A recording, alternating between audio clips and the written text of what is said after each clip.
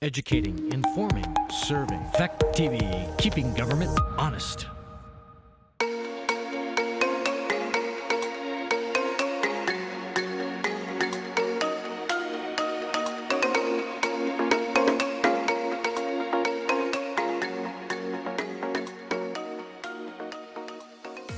Okay, I'm showing 7 o'clock, so I will call this meeting of the Village of Saxtons River to order. This is a special meeting only because the regular meeting is the first Monday of the month, and that was a conflict with the Town of Rockingham annual meeting. So we are meeting on March 13th, 2023. This is a meeting by remote only. If you have any technical difficulties in connecting, please call or text for tech help. Our trustee, Rick Holloway, 802-376-4639. And that is on the agenda. Are there any adjustments to the agenda? Okay, seeing none, we'll move to public comment.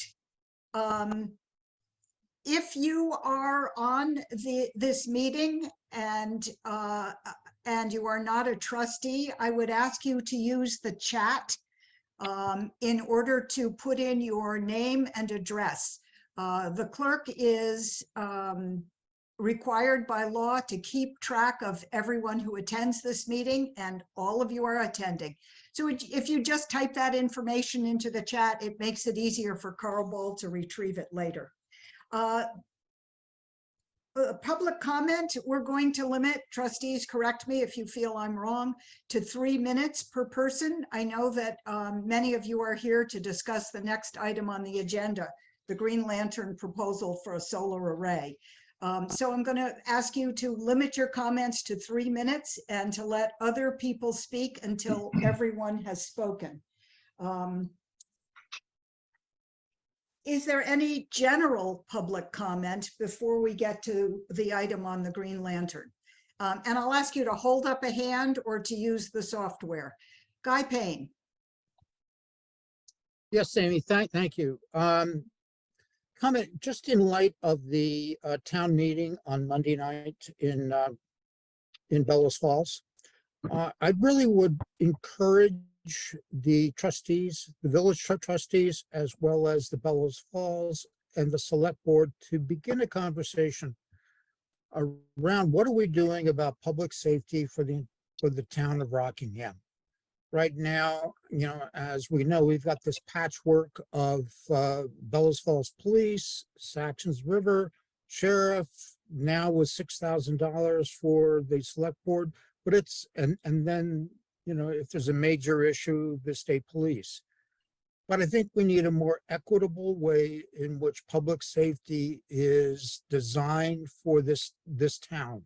So I'm just encouraging us to take a lead in opening up the conversation. It's not a proposal, it's just an encouragement to start that conversation. That sounds great, Guy. And if I could make a suggestion, I know you'll be moderating the annual meeting in the village, April 17th. If you could bring that up during non-binding business, we haven't warned it, so we can't have it as an article for discussion. But at this stage of the game, it doesn't require any money expenditure. And I think that's always a good time to get people thinking and discussing. Okay, other public comment. All right, we're moving on to the Green Lantern presentation. Oh, and if you could also, before you speak, except for the trustees, tell us your name and your address. That would be helpful. So the Green Lantern presentation, this is a presentation by Sam Carlson having to do with 2 Corey Hill Road. And the Saxtons River Village trustees have been asked to submit a letter in support of the project.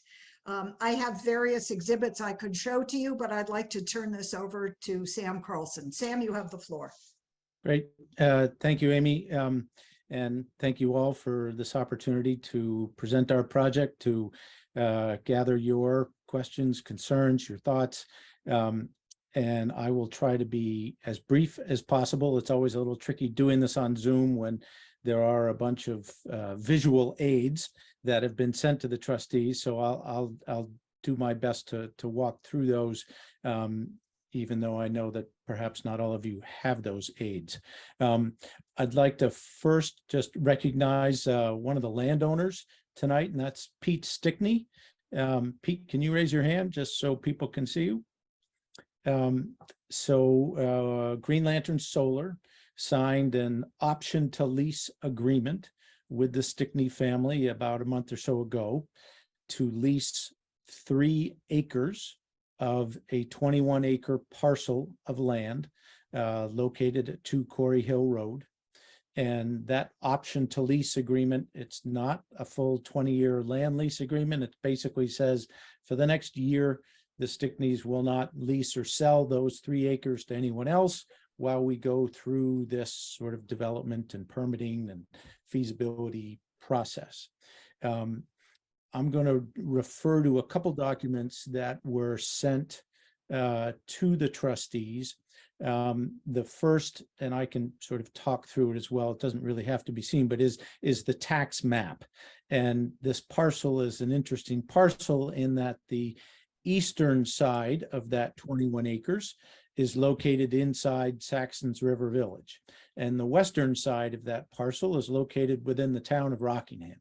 So the town village dividing line goes right down through the middle of that parcel. And why that's important is that we have proposed that the access road to the solar array basically be the existing farm access road that the Stickneys use to farm corn. And that begins within Saxtons River Village town lines. And then where the solar array would actually go is over in the town of Rockingham in the southwestern part of that parcel. So I'm meeting with you all tonight. I'll also be meeting with the Rockingham Select Board. I've met with the Rockingham Planning Commission, have another meeting with them on March 30th, et cetera. But just to lay out where this parcel is. I shared a sketch of the solar array. I almost don't trust the technology to try to do a share screen thing. Why don't I try that just for a minute so you can see it and correct me if I've gotten the wrong one. Great. Thank you. And Amy. I did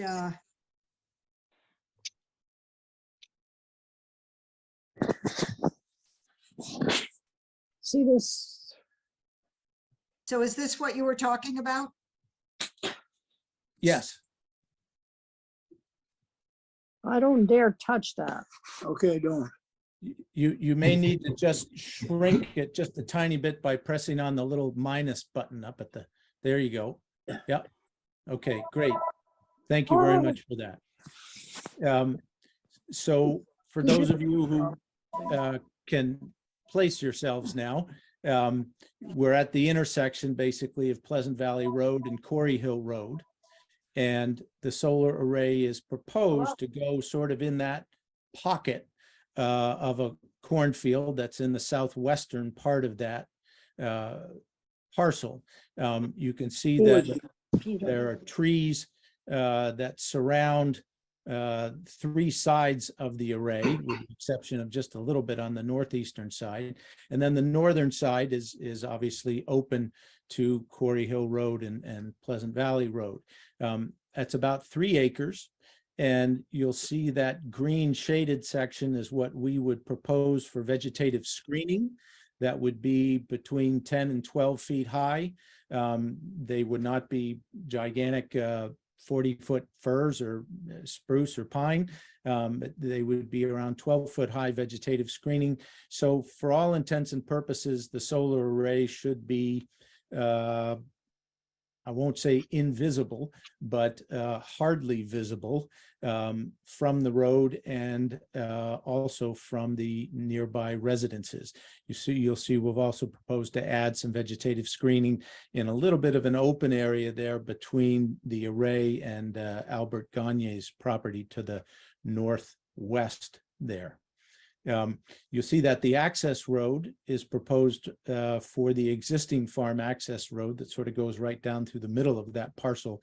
All we would do is put some, would top dress that with some gravel. I want to just point out as well that we would do an underground electrical connection from the solar array out to Pleasant Valley Road. We had initially proposed overhead power poles going out across that cornfield, and the Stickneys were very clear that that was not acceptable to them. And they insisted that we go with an underground connection to deliver the electricity from the array into the grid. I'll just, let's see, those are most of the highlights. This would be a what's called just a ground mount fixed solar array system, meaning that the top of the highest part of the panel is about 9 feet high. The lowest part of the panel is about 3 feet high. It's on a 30-degree tilt, so the snow can slough off. These are not the big, tall solar trackers, the big square ones that you may have seen around the state. These are just fixed. They don't move. They don't make any sound, and they would just be producing solar energy. I'm going to skip over the timeline just because I don't want to take up too much time. I'm happy to address it.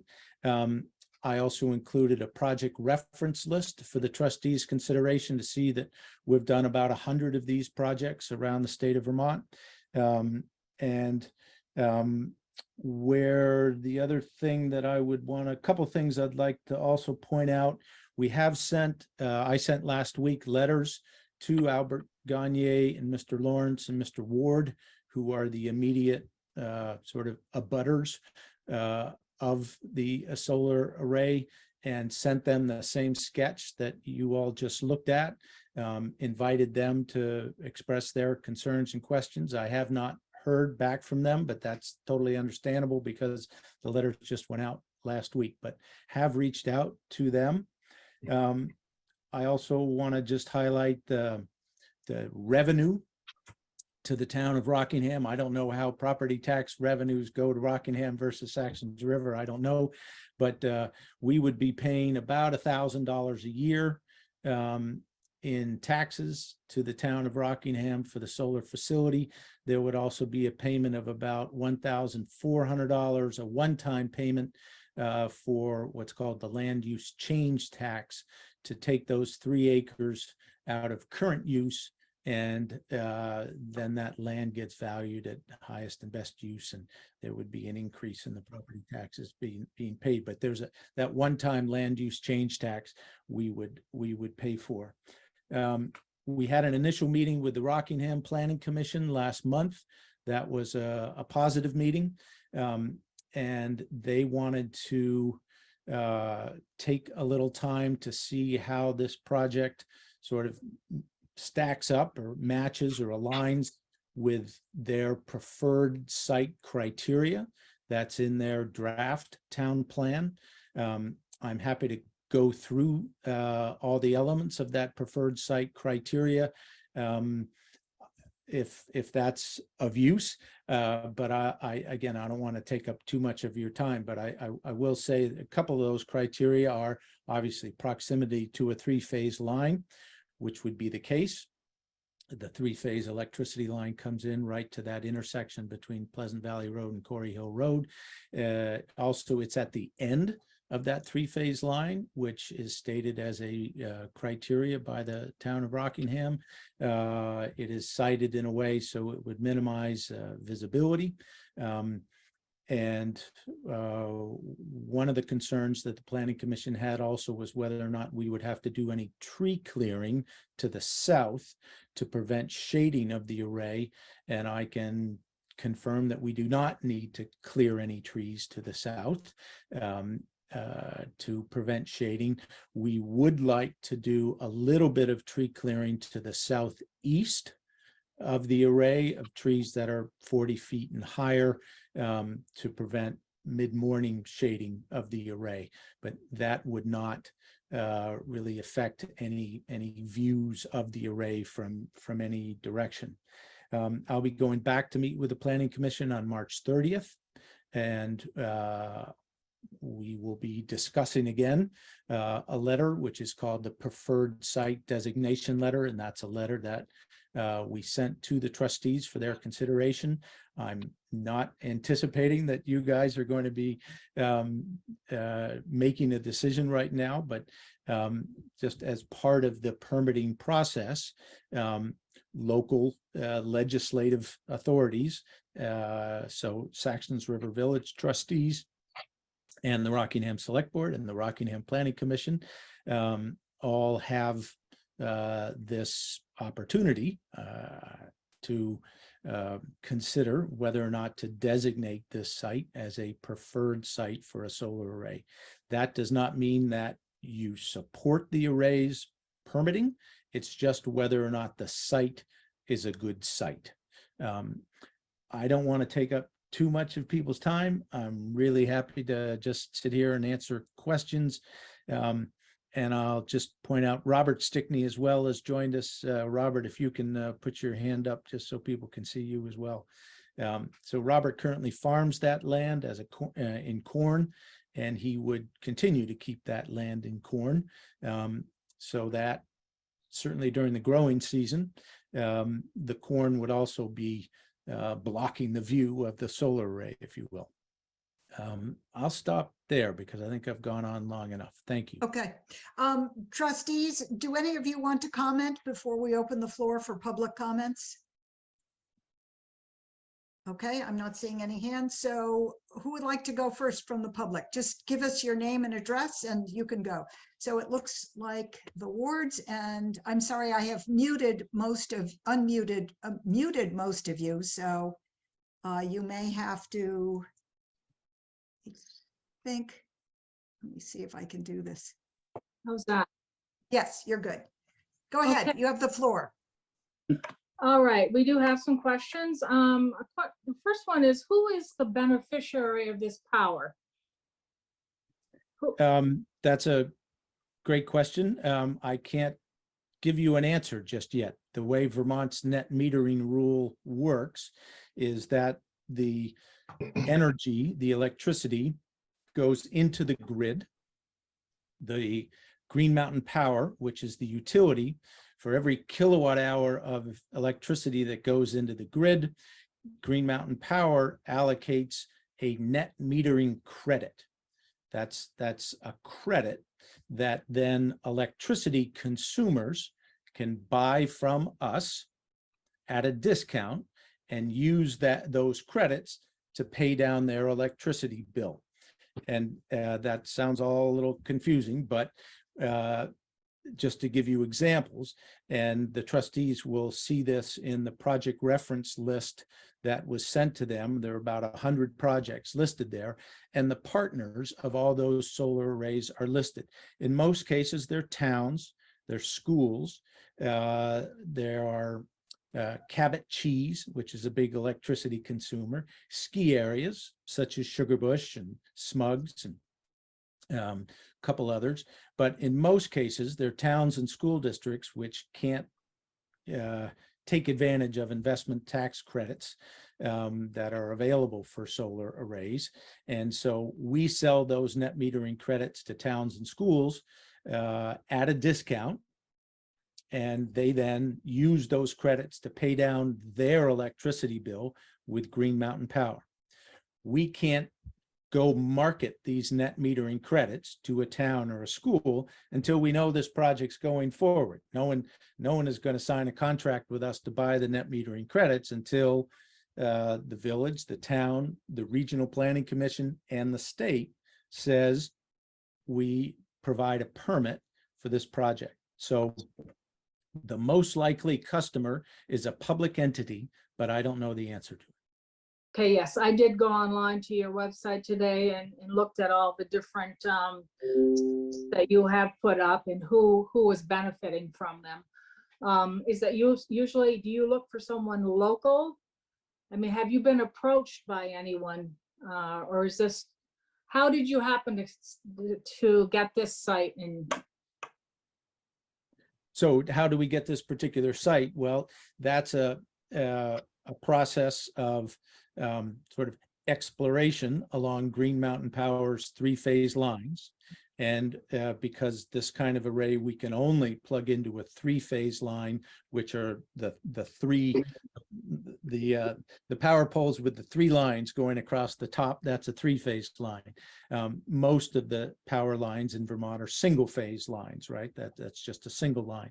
We can't put a solar array into any of those single-phase lines. So we look at where the three-phase line is. We look at where there's a substation that has capacity to take a solar project. If you look at Western Vermont in the Champlain Valley, if you look at Green Mountain Power's map, that whole valley is red.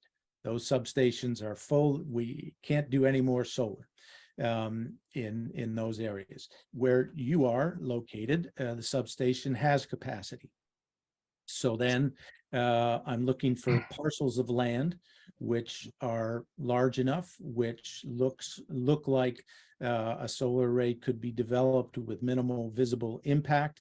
And I send letters out to the landowners. So I sent a letter out to the Stickney family. I think it was in December. And then I called them up. They responded. We began a conversation, and that's how I found this site. Okay, so you initiated it. Yes. So the words, I'm going to ask you just one more question because we have quite a number of people who I think want to speak. So pick a good one. I know you can do it. One good one. Well, I've got quite a few. Okay, well, I guess if I can only Property ask value. one, what's that? Property value. How does this affect property values? If my view on one whole side of my house is now gazing at a solar array as opposed to it was just a cornfield previously. So I can respond partially, but obviously I'm not the one who determines that. And I'll respond both sort of in a site-specific way and in a more general way. From a site-specific way, that solar array, I believe, would be about 600 feet from your property. There would be corn growing between you and that property. There would then be Months a year. vegetative screening 12 feet high. You should not be able to see that solar array. You would see the access road, but that solar array would be largely invisible. Now, in terms of the impact on property taxes, it is the reality is, and you're asking a very fair question, people have looked at this question in Vermont and around the country, and there is no clear correlation or causality between a neighbor's property taxes and a solar array being installed, 500 feet from that property line. That's obviously not my decision. It could be the assessor says your property value went down because of this. But there is, and in terms of market values, there is no data that suggests that a neighbor's property value has declined because of a solar array that was put in 500 feet away with appropriate vegetative screening all around. That vegetative screening, that's 12 foot in maturity. What does that look like at the beginning? Yeah, so 7 to 8 feet. Oh. And And it that takes, portion does sit on a knolls, but I'm assuming that won't have effect on it. Yeah, That so- area of the field does rise up above the rest of the field. yeah, so it takes a couple years for the vegetative screening to fully grow in. But and that's as per the requirement from the Public Utility Commission. I do just have one more quick question. I looked at all your sites where you've put in other solar arrays. State. I could not find any of them that had housing abutting any of it. There were, as far as I see, they were all in a field with no other houses around.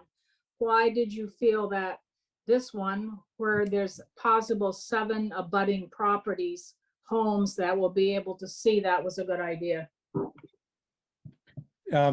Well, I guess I can appreciate it may be difficult to go through 100-odd projects that Green Lantern has done, but I can tell you that there are projects where there are abutters, in fact, much closer than 500 feet. Okay, Sam, I'm going to cut you off and the wards also. All And right. we'll open the floor for more comments, Thank you. unless there are none. I have a comment. Okay, could you tell us your name, and is it Melissa Fisher? Yes, my name is Okay. Melissa Fisher. I live at on Mandigo Road, Saxtons River, Rockingham. I just wanted to express my support for this. I think I actually myself work in the renewable industry and I focus on environmental and permitting, and it sounds like they have done their due diligence here. Site selection is important, and it sounds like this might be a good site. And of course, I support what the Stickneys would like to do here. So I just would like to express my support for this project. Thank you, Melissa. Anyone else? A question from Guy Payne? Yes, Sam, I know you met with the Planning Commission. Did you see the actual energy chapter of the town plan? And would you like to have that sent to you? Sam, go Because ahead, There respond. are very specific points to, about siting for solar arrays. Yes, Gary Fox shared with me the draft energy Yep. chapter and the specific siting criteria. As I mentioned, proximity to three-phase sited near the end of a utility distribution line, located where equipment will be less visible, especially from public roads. On existing roads adequate for project construction, south-facing, minimal harmful impacts on wildlife and habitat corridors. Those are the siting criteria that I found in that energy chapter. But I may not have captured all of them, but I think we align with those. A follow-up, Guy? Are you all set? No, I need to review that again because I'm on the energy committee for the town. And very unfortunate that somehow we got bypassed in the discussion. So this came as a surprise to a lot of folks on the energy committee. So what I need to do, Sam, is just look at the draft of the energy chapter and begin seeing the kinds of questions that we may have. Sure. And Okay. I would really encourage the Energy Committee to either make their views known to the Planning Commission or to the Select Board or to the Village Trustees. Fair enough. Yeah. Yep. I'm on the planning commission, but that meeting I had conflict. So I'm sorry Yeah. I missed that. Okay, thank you, Guy. Someone else? I think I have one question. Okay, so is that One. Ellen? So Uh, Ellen Clark Lawrence, who is a trustee? Go ahead, Ellen. 4 Pleasant Valley Road, so we live next door to Dale and Eileen. First of all, Stickneys, you have a beautiful field. Thank you for all the years of sharing that with us. Secondly, I'm just curious, with that screen of plantings with the trees, is it possible that it could go down even further? So like, for example, I'm looking at the map right now and I see the screen goes, I guess it's north and then northeast and then come down along the side further.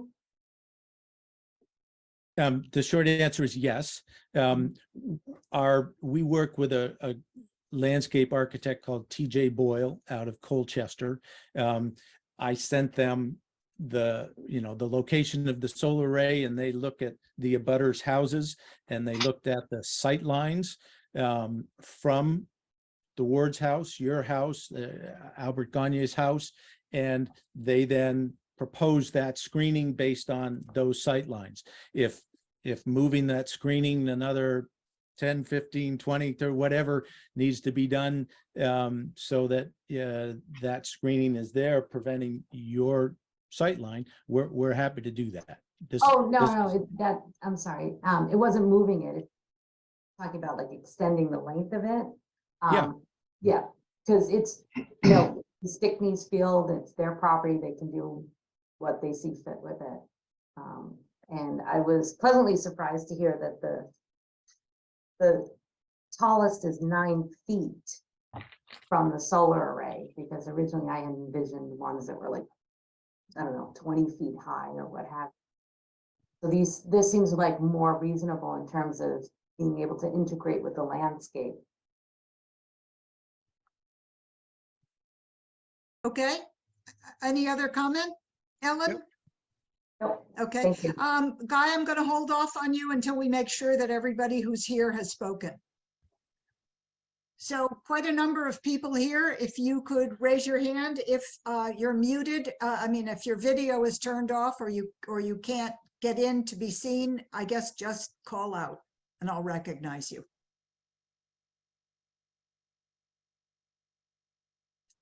It looks like there are no other comments. So Guy, you have the floor again. A real quick question, Sam. What's the output of the 3 acres? So we have not run what's called a PV cyst yet. That we have estimates. Let me see if I can find. It'll be somewhere around 800 and maybe 25,000 kilowatt hours a year. I should have that number somewhere because we ran a number to figure out the taxes. Yeah,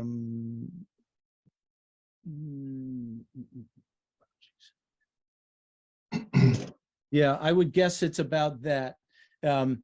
Would be using probably 450 watt solar panels. We haven't gotten into the full design yet.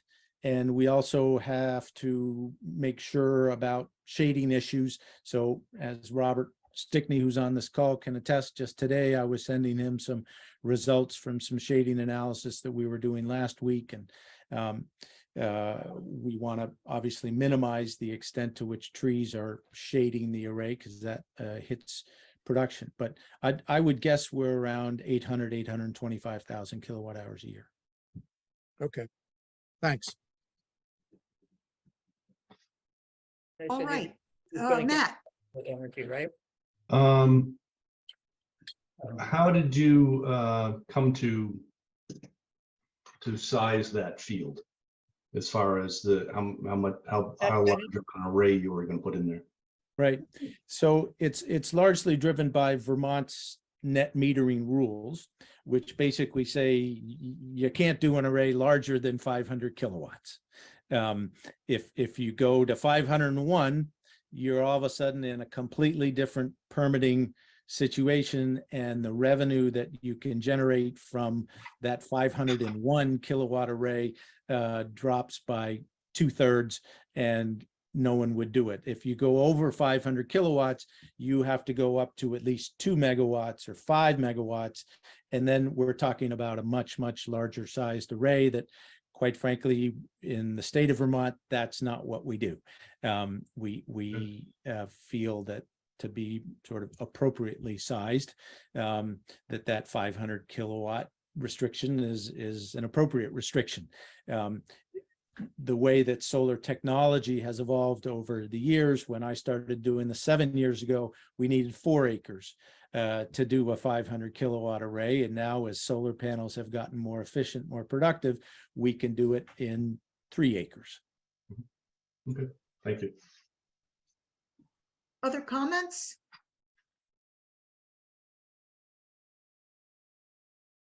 Anessa, this is Anessa Muse. Can you tell us where you live, Anessa? Just for the record, so Carl has it. Yep, Bellevue Avenue, Saxtons River. Thanks.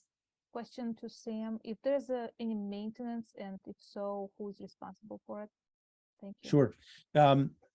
Green Lantern Solar is responsible for all the maintenance.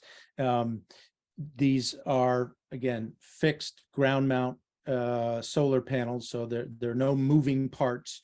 The only thing that really needs maintenance periodically are the inverters. The inverters are what invert the DC electricity that the solar panel generates into AC, which is what Green Mountain Power distributes to all of your homes. Periodically, those inverters need a little bit of maintenance. We have a full maintenance team that spends their days driving around to the 100-odd projects and making sure they're all producing. We do remote monitoring of the arrays. We know what the array should be producing on any given day, given the weather conditions and the sunlight.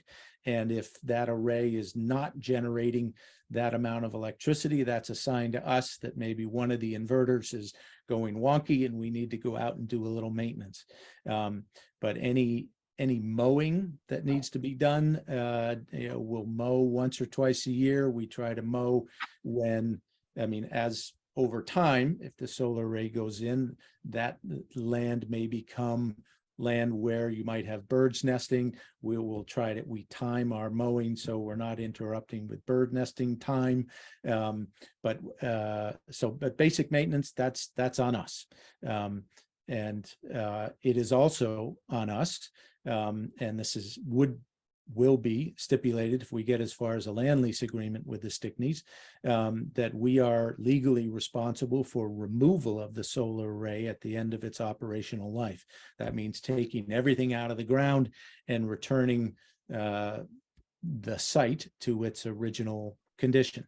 That's the nice thing about this site, is that the soil is such that we can just sort of pound the posts 6 feet into the ground.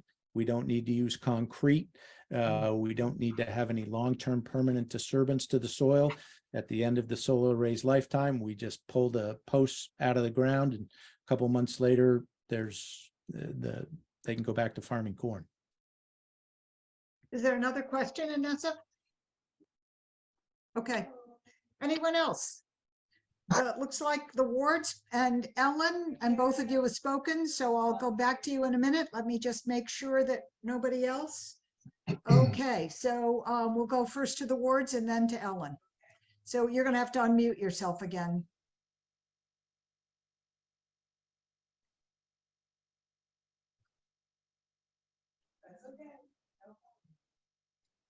Okay. Good, you're there. If this project goes through, can you give me approximate how long it takes to get this set up, a timeline, or for the project to be completed? Yes, and just for anyone who is on this call, I would encourage you to reach out to, I guess it would be Carl, who could give my email out, or Amy, you're welcome to give my email out, and I'm happy to send you the same timeline that I sent to the trustees, or just keep responding to your questions that way. I believe you have my email from the letter I sent, but it would probably be 12 to 15 months from now that this project might begin construction and reach operation. Our process is, we go through this local process with the village trustees, with the town select board, the town planning commission, then the Windham County Regional Planning Commission. And then we go to Green Mountain Power and say, is there any negative impact on the grid if we plug in to your grid at this time? They have to analyze that. And then we're responsible for any upgrades that are required to their electrical grid, so there are no safety and reliability issues.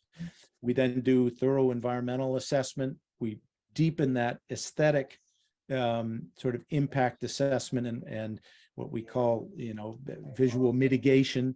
TJ Boyle, our landscape architects, they would reach out to you and ask if they can actually come and visit you and look at the array, where the array would be from your home. That obviously requires your permission for them to do that.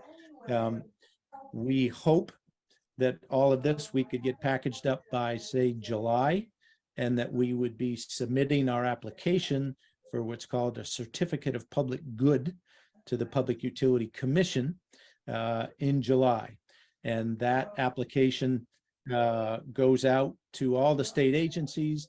It goes back to the trustees and the select board, and abutters like yourself are also informed of all this, and you can intervene in that process. That typically takes about 6 months. Public Utility Commission is sort of a black box.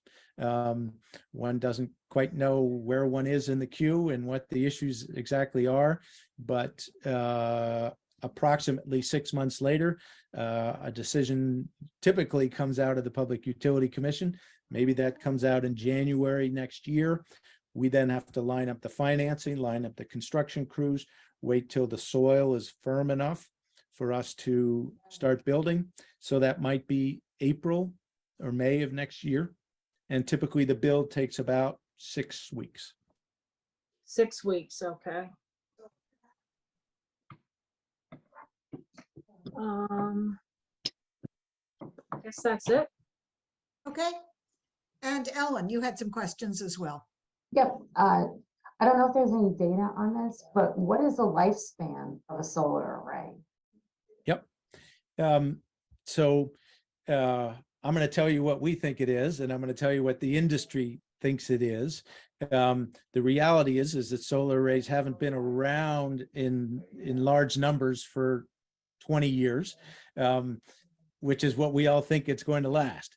And so the solar panels are warranted for 20 years, and that warranty means they're warranted in terms of production value, meaning how much electricity they will produce during those 20 years, as well as their ability to withstand, I think it's 110-mile-an-hour winds and half-inch size hail and things like that. So the land lease agreement with the Stickneys, that would be for 20 years.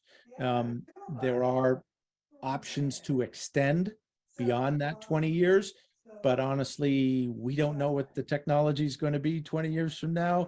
The Stickneys don't know exactly where they're going to be. So what happens after 20 years is a little bit to be determined, but certainly the minimum operational lifetime expected would be 20 years, because really the first 10 to 11 years, we're generating revenue to pay off the bank for the loan that we borrow to build the solar array, right? A solar array, all the expense really is upfront when you're buying and installing the solar array. It's a big upfront investment, and then it takes years to pay off the loan and that investment to start generating a profit.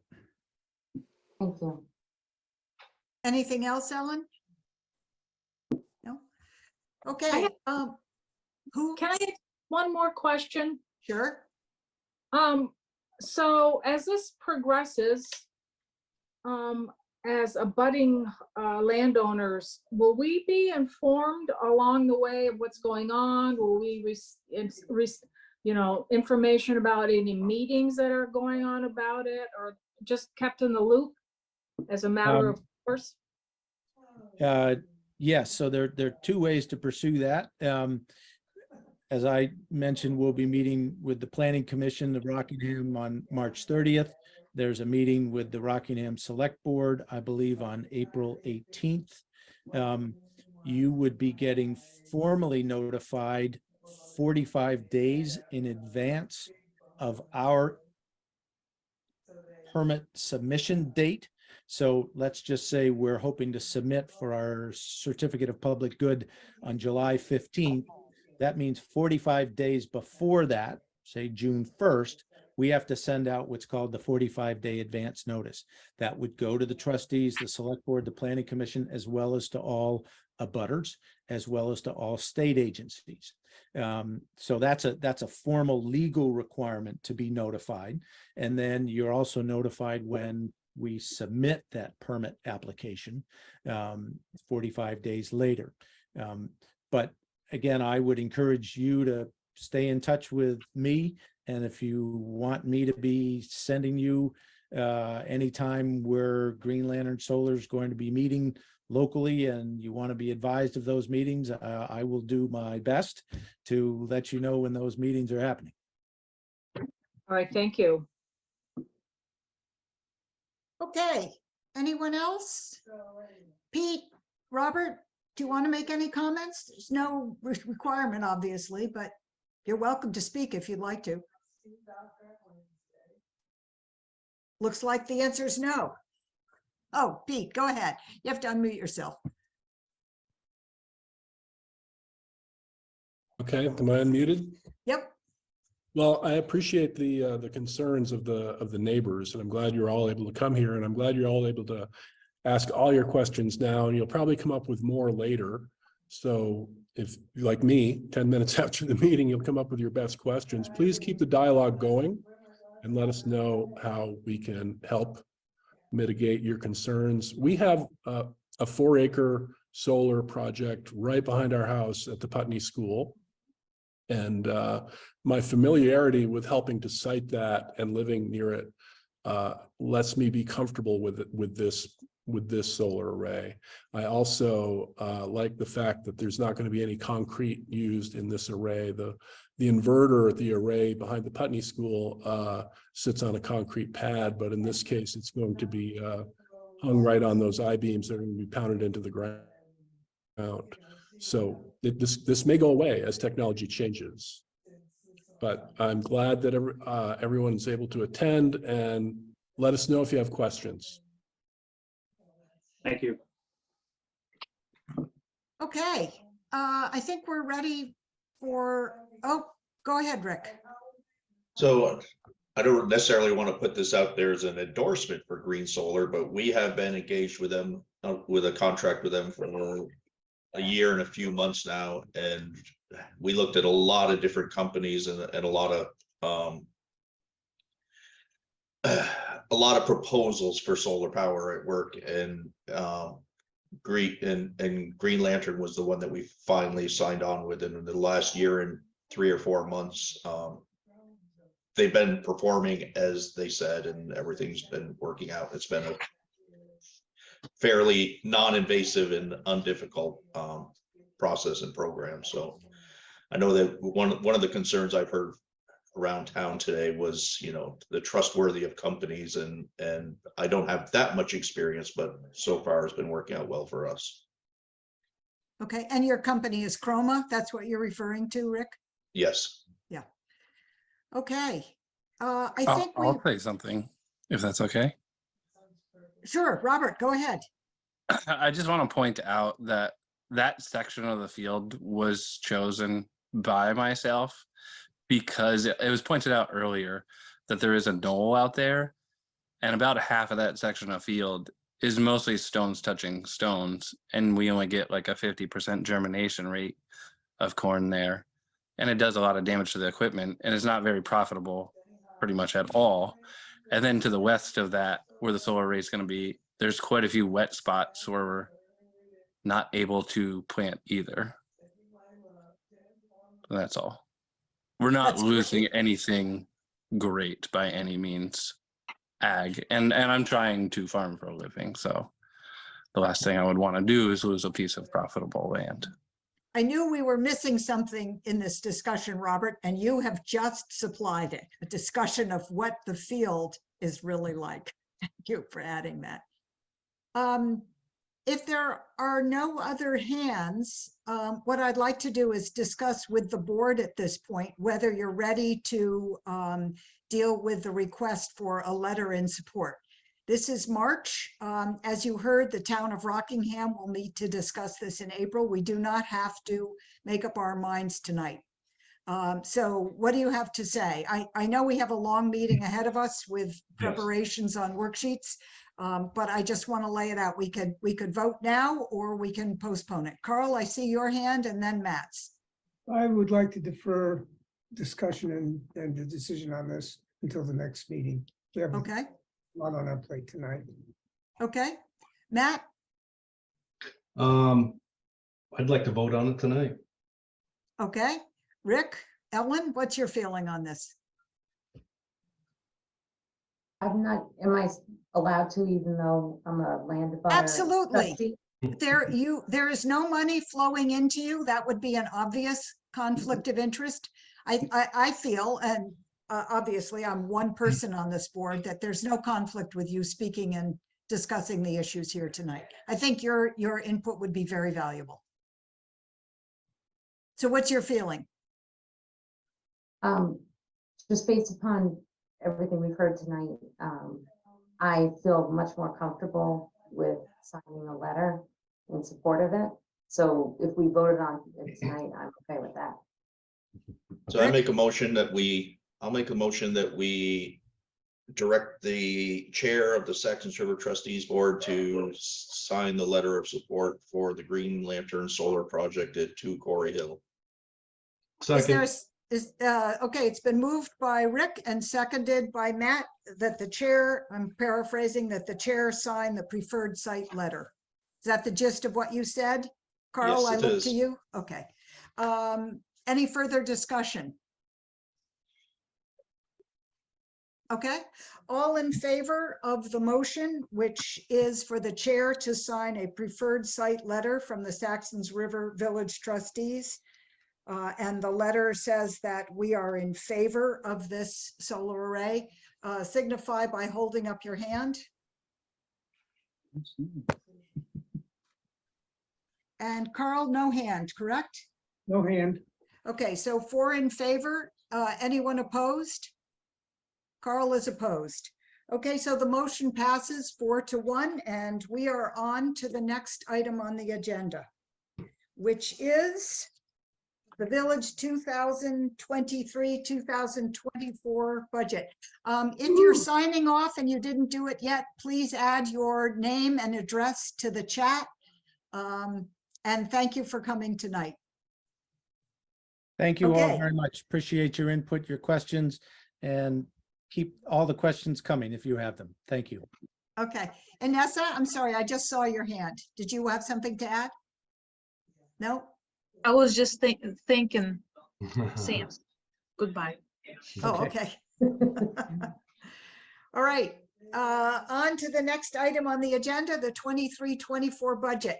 Carl, I'd like you to take the lead on this, and would you like to share the screen? I would like to share the screen. Okay, hold on a minute. Always takes me a minute to, so we make you, whoops. You are now a co-host and you should be able to share the screen you've got.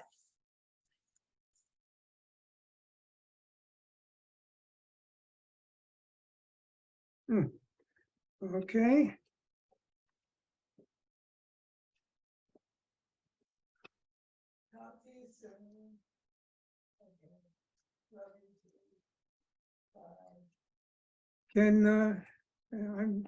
Are you seeing a screen there?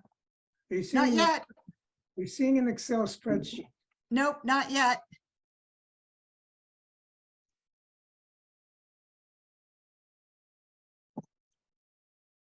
Let's try this again. Okay, and in the meantime, I'm going to ask 802.016 if you could sign into the chat and tell us who you are, please. Or you could just talk if you'd like. Hi, this is Kristen Swartout, and I'm participating by phone. Great. Okay, and I live on 11 Maple Street in Saxtons River. Perfect. Do you want to make a small announcement? I think Ellen and I and Rick would like you to. Well, I think the announcement is that I'm hoping to become a trustee, and so I will. I'm sorry I'm not able to Zoom. It's great to have you here. Okay. Thank you. And I'm afraid if you're only phoning in, you're not going to be able to see Carl's magnificent spreadsheet. But when you look at the recording later, we can get that to you and you'll be able to see it then. Typically, the recording goes to Fact TV. They aren't signed on tonight, so I expect to get a request from them later the next couple days asking for the recording. Carl, back to you. I'm sorry for that interjection. Okay. So we are seeing your spreadsheet now. Excellent. Okay. So we've got two different budgets. I want to start with the general budget, which is in a little bit better shape to deal with. I want to just point out a couple of things. One that, in case you haven't noticed, I've added something this year. That's line 14, which for this sake of nothing in particular, I called special projects. And in the past year, we've come up with a couple of instances where we needed money. For example, for the grant for 37 Main, and we haven't had a place to put that. So I thought it would be a good idea to create a category just in case we needed money for something like that. I'm happy to delete it if you wish. Okay, why don't you go through the other comments you have? Unless, do you want feedback now? No, I just want to think about that. Okay. The second thing I wanted us to talk about is that the budget is contingent on the cash on hand actually being $9,229.19. I know that Sarah has been running through and rechecking calculations, and I don't know if that's changed or not. And with that money, we had decided we would put that all in the fire department capital reserve. And I think we want to just revisit and make sure we don't want to designate any of that specifically for the fire station development, as opposed to any general capital project. So here's what the numbers look like. This is pretty much what we discussed at the last meeting. Total budget would be $69,779.19, of which we would be raising $60,550 by taxes.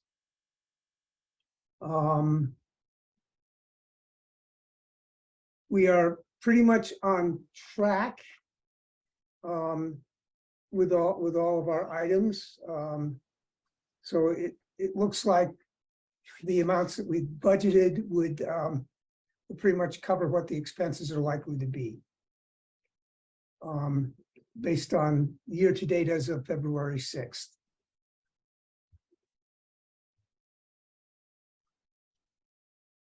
So the last figures you received were February 6th? The last figures I received actually were January 31st. But I did not use any of those. I did not update any of those. They were the same. Okay, I see an updated 313 at the bottom. Yes. So that's the heat bill. So on the thank you. I did change on the last set of figures that Sarah sent me on the wastewater treatment plant budget. There was an item listed for fuel oil, an expense for fuel oil. Now, I know we don't use fuel oil at the plant, at the treatment plant, so I figured that that really was fuel oil for the community building. And so I moved that over there, and that increased the amount.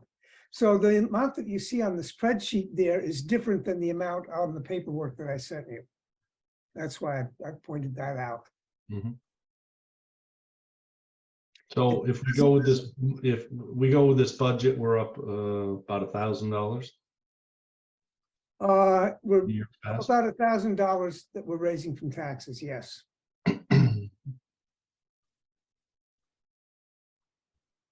So the special projects, grants and whatnot, the $500 thing there. Mhm.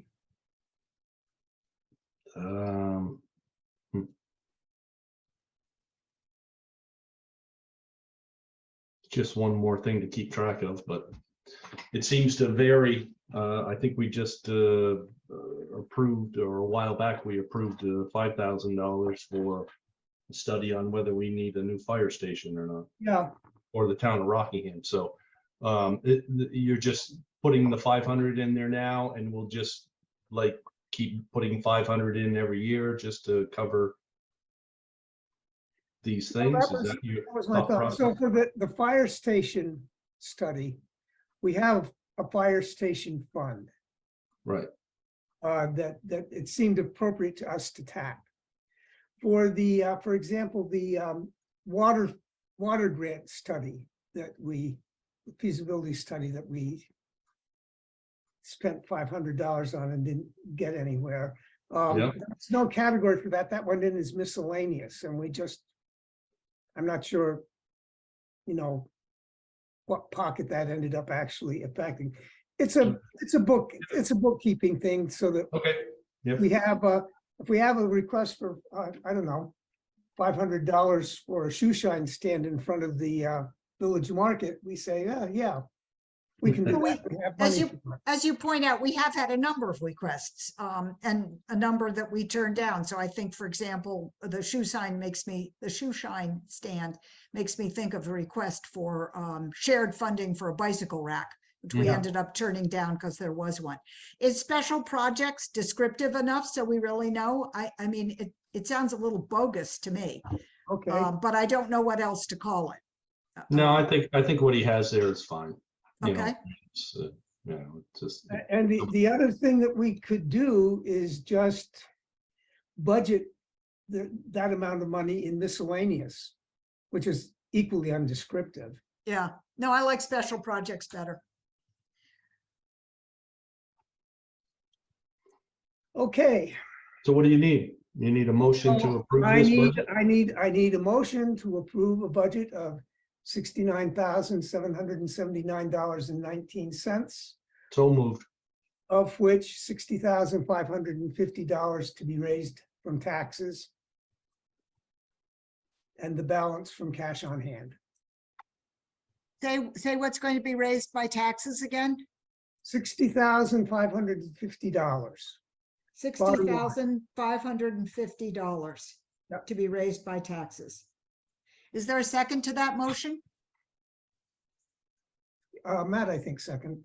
No, I made the motion. Matt made the motion. Come on, people. I'll second it. Carl seconded. So we have a motion on the floor, made by Matt and seconded by Carl, to pass a budget of $69,799.19. This is the proposed budget. $69,779.19, with $60,550 to be raised by taxes. And this is the proposed budget for the year beginning July 1st, 2023, and running through the end of July 2024. Correct, Carl? July 1st, 2023 to June 30th. 2024. Okay. So it's been, the motion has been made and seconded. Is there any further discussion before we vote? Did we confirm that cash on hand? Because last year it seemed like that was a big topic of discussion and went back and forth and back and forth, and nobody was sure how much cash we really had on hand and where it was. And That's a good question. We would have to talk to Sarah about that. Right now, Sarah, the last communication I had from Sarah was that the auditors have her computer. So The auditors have her old computer. She has her new laptop with her. Okay. But it may be that the cash on hand, which is reflected as of the end of the fiscal year 2021 to 22, it may be that it is on that old computer. Is there a problem if we don't pass this tonight? Can we or if we pass it tonight, can we revisit it April 3rd at our next meeting?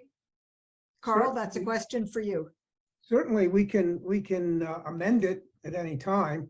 It's not cast in stone until it goes to the voters. Okay, and we make that motion on the floor, correct? Yep. Yep. Okay.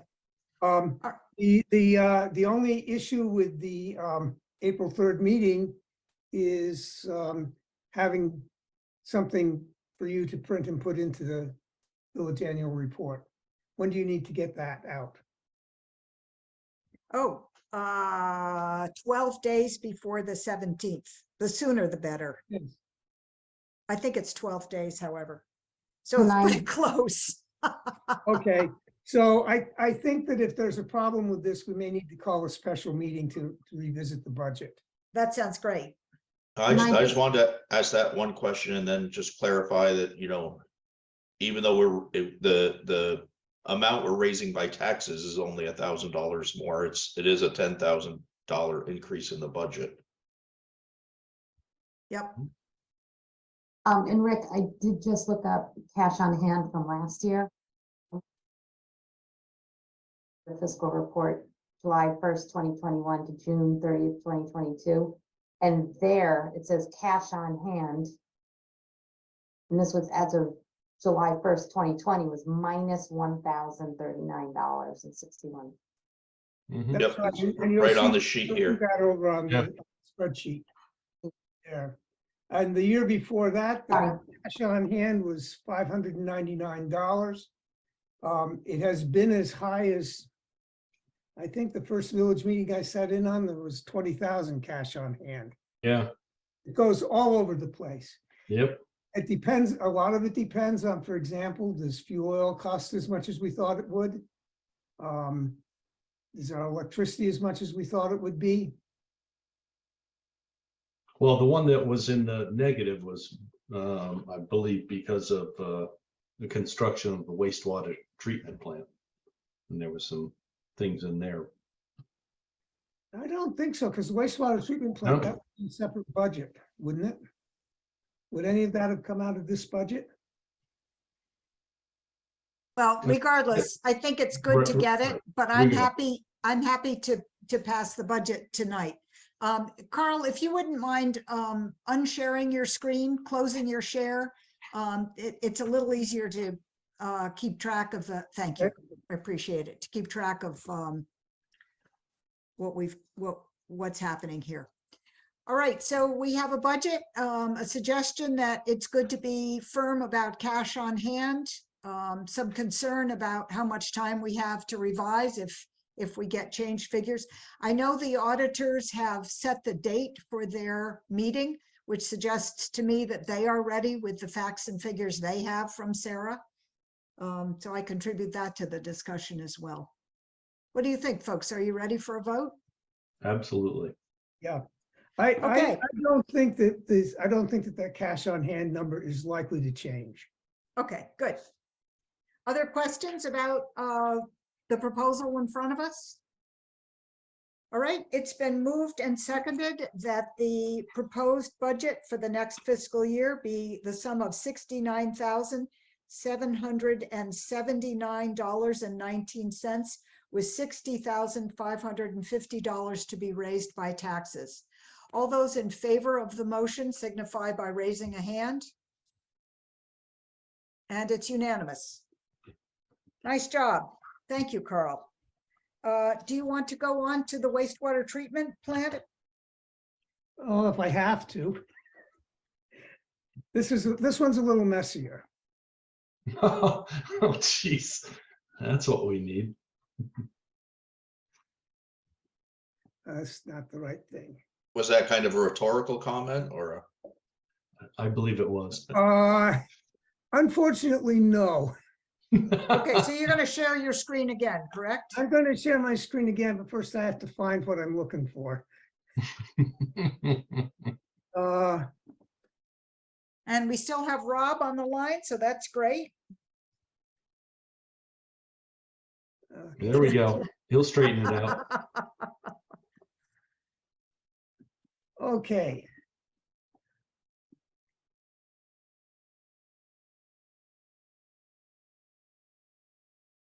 Where's, okay, I can share the screen again. And is this the document you sent us?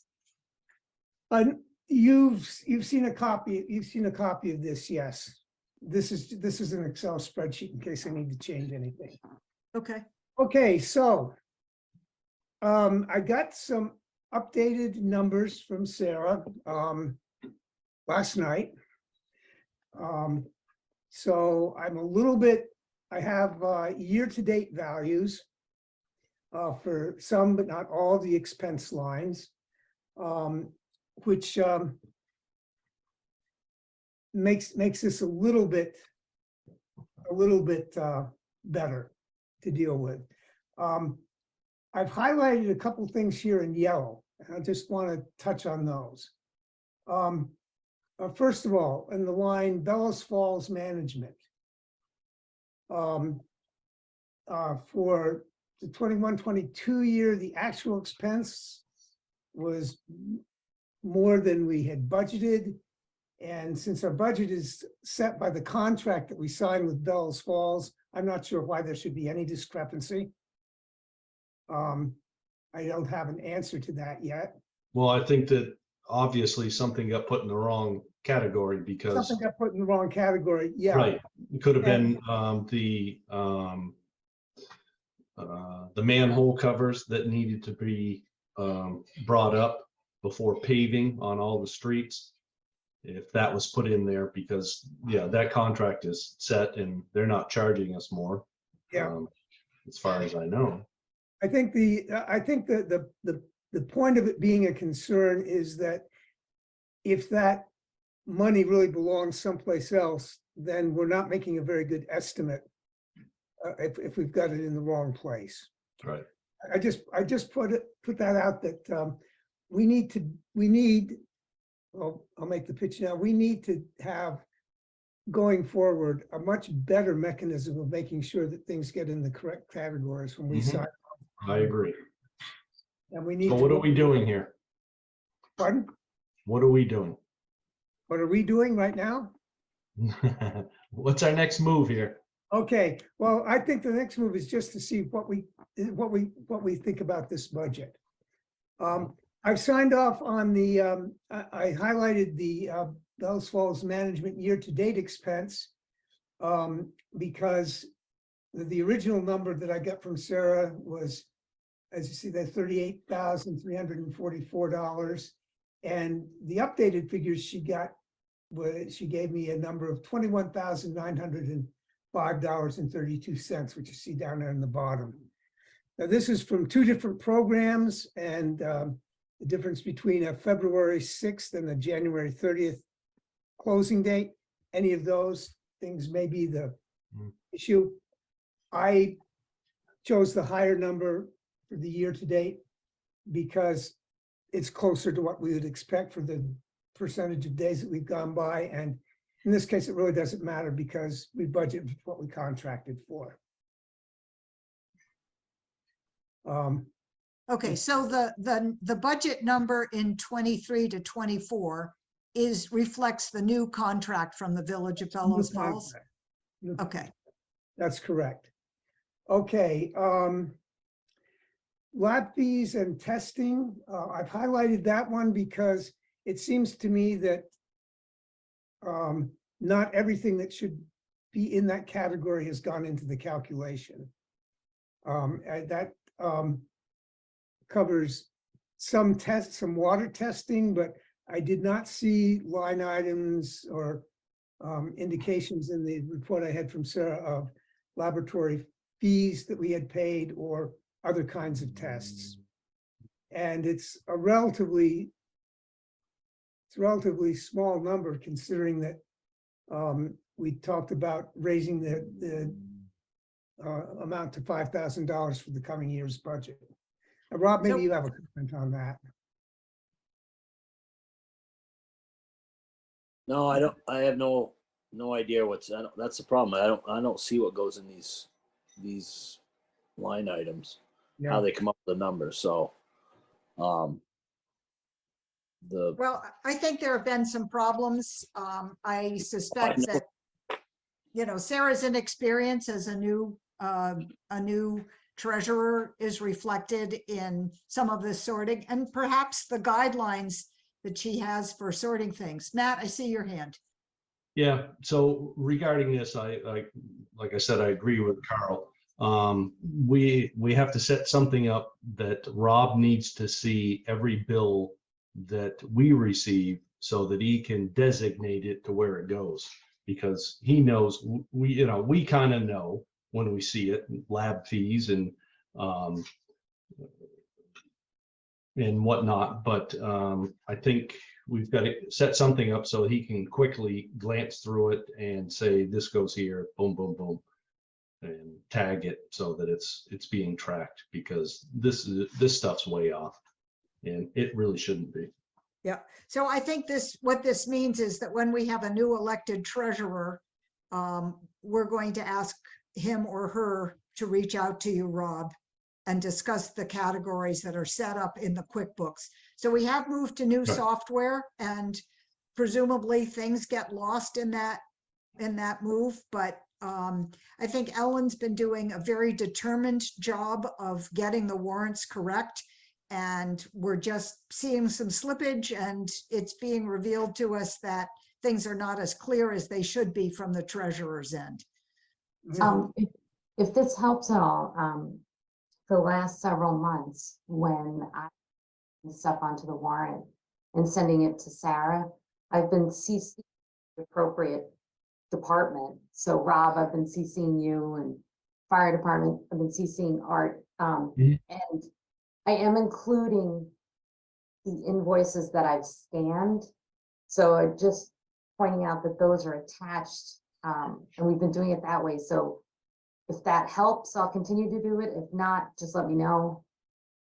Have you been getting responses from the two, from Rob and Art regarding those or not? Well, I haven't, but I didn't realize Go ahead. I didn't realize the invoices were attached. I've seen that spreadsheet you sent.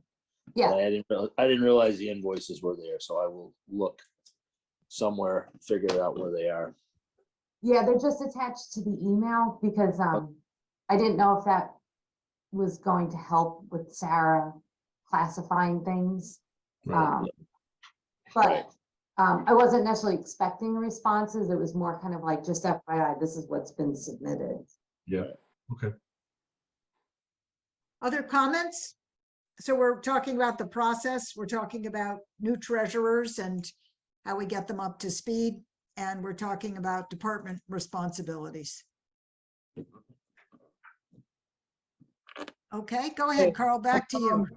I will point out again now under plant maintenance for 2021-22. That's a huge number compared to what was budgeted. Don't know why. Not had have not from my correspondence with Sarah figured that one out yet. It doesn't affect our calculations of this year's budget. We don't take that one into account, and we don't show that in the budget figures that we present at town meeting, but it's troublesome because again, it shows a hole in our system. Right. Yeah. So we just need to straighten that out. Yep, we need to, I don't think we need to do it tonight.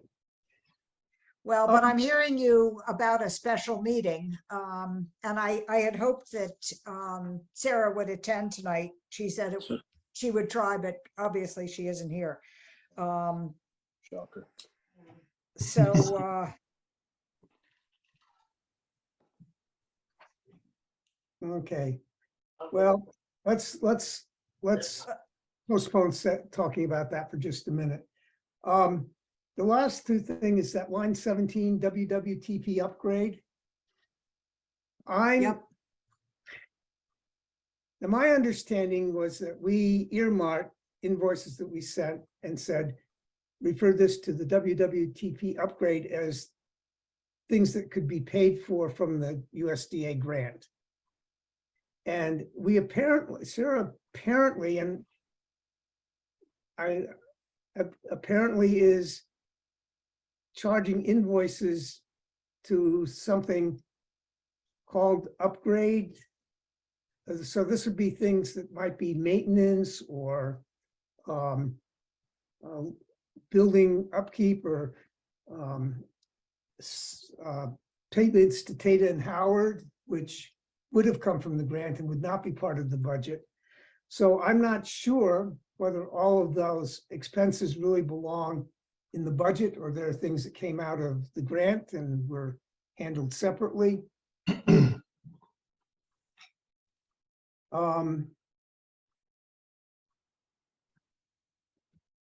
Again, I'm not sure.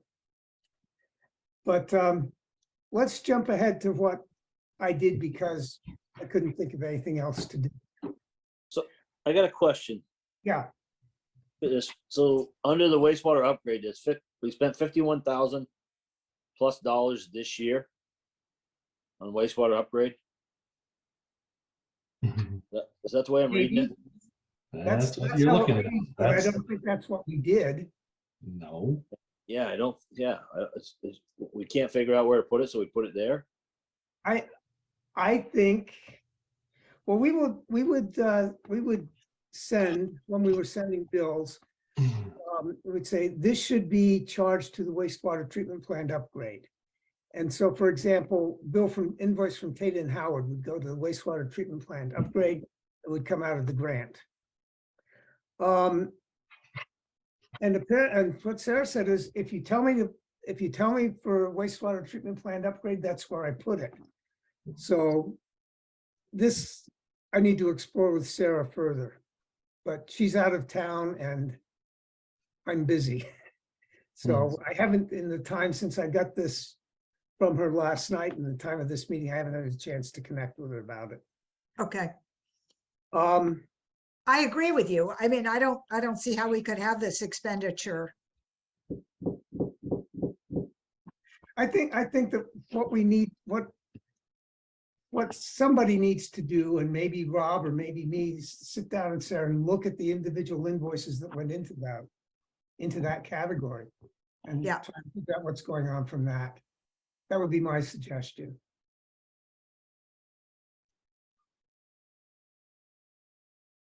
Again. Oh, sorry, Matt. Focusing on the numbers instead of looking at the screen. Two things. One, Rob, the numbers for the proposed budget. Are they okay or not? Regardless of all the yellow marks we have over there that are just confusing and not correct. Is that? Yeah, you're muted. All right, so is that better? Yes, much. Okay. So I would say that the lab fees and testing, I don't know why that's up an extra 3. But I mean, it was 34 2 years ago. Yep. It's only 12 this year. So I don't anticipate any extra testing this year that I know of. So what do you want to set it at?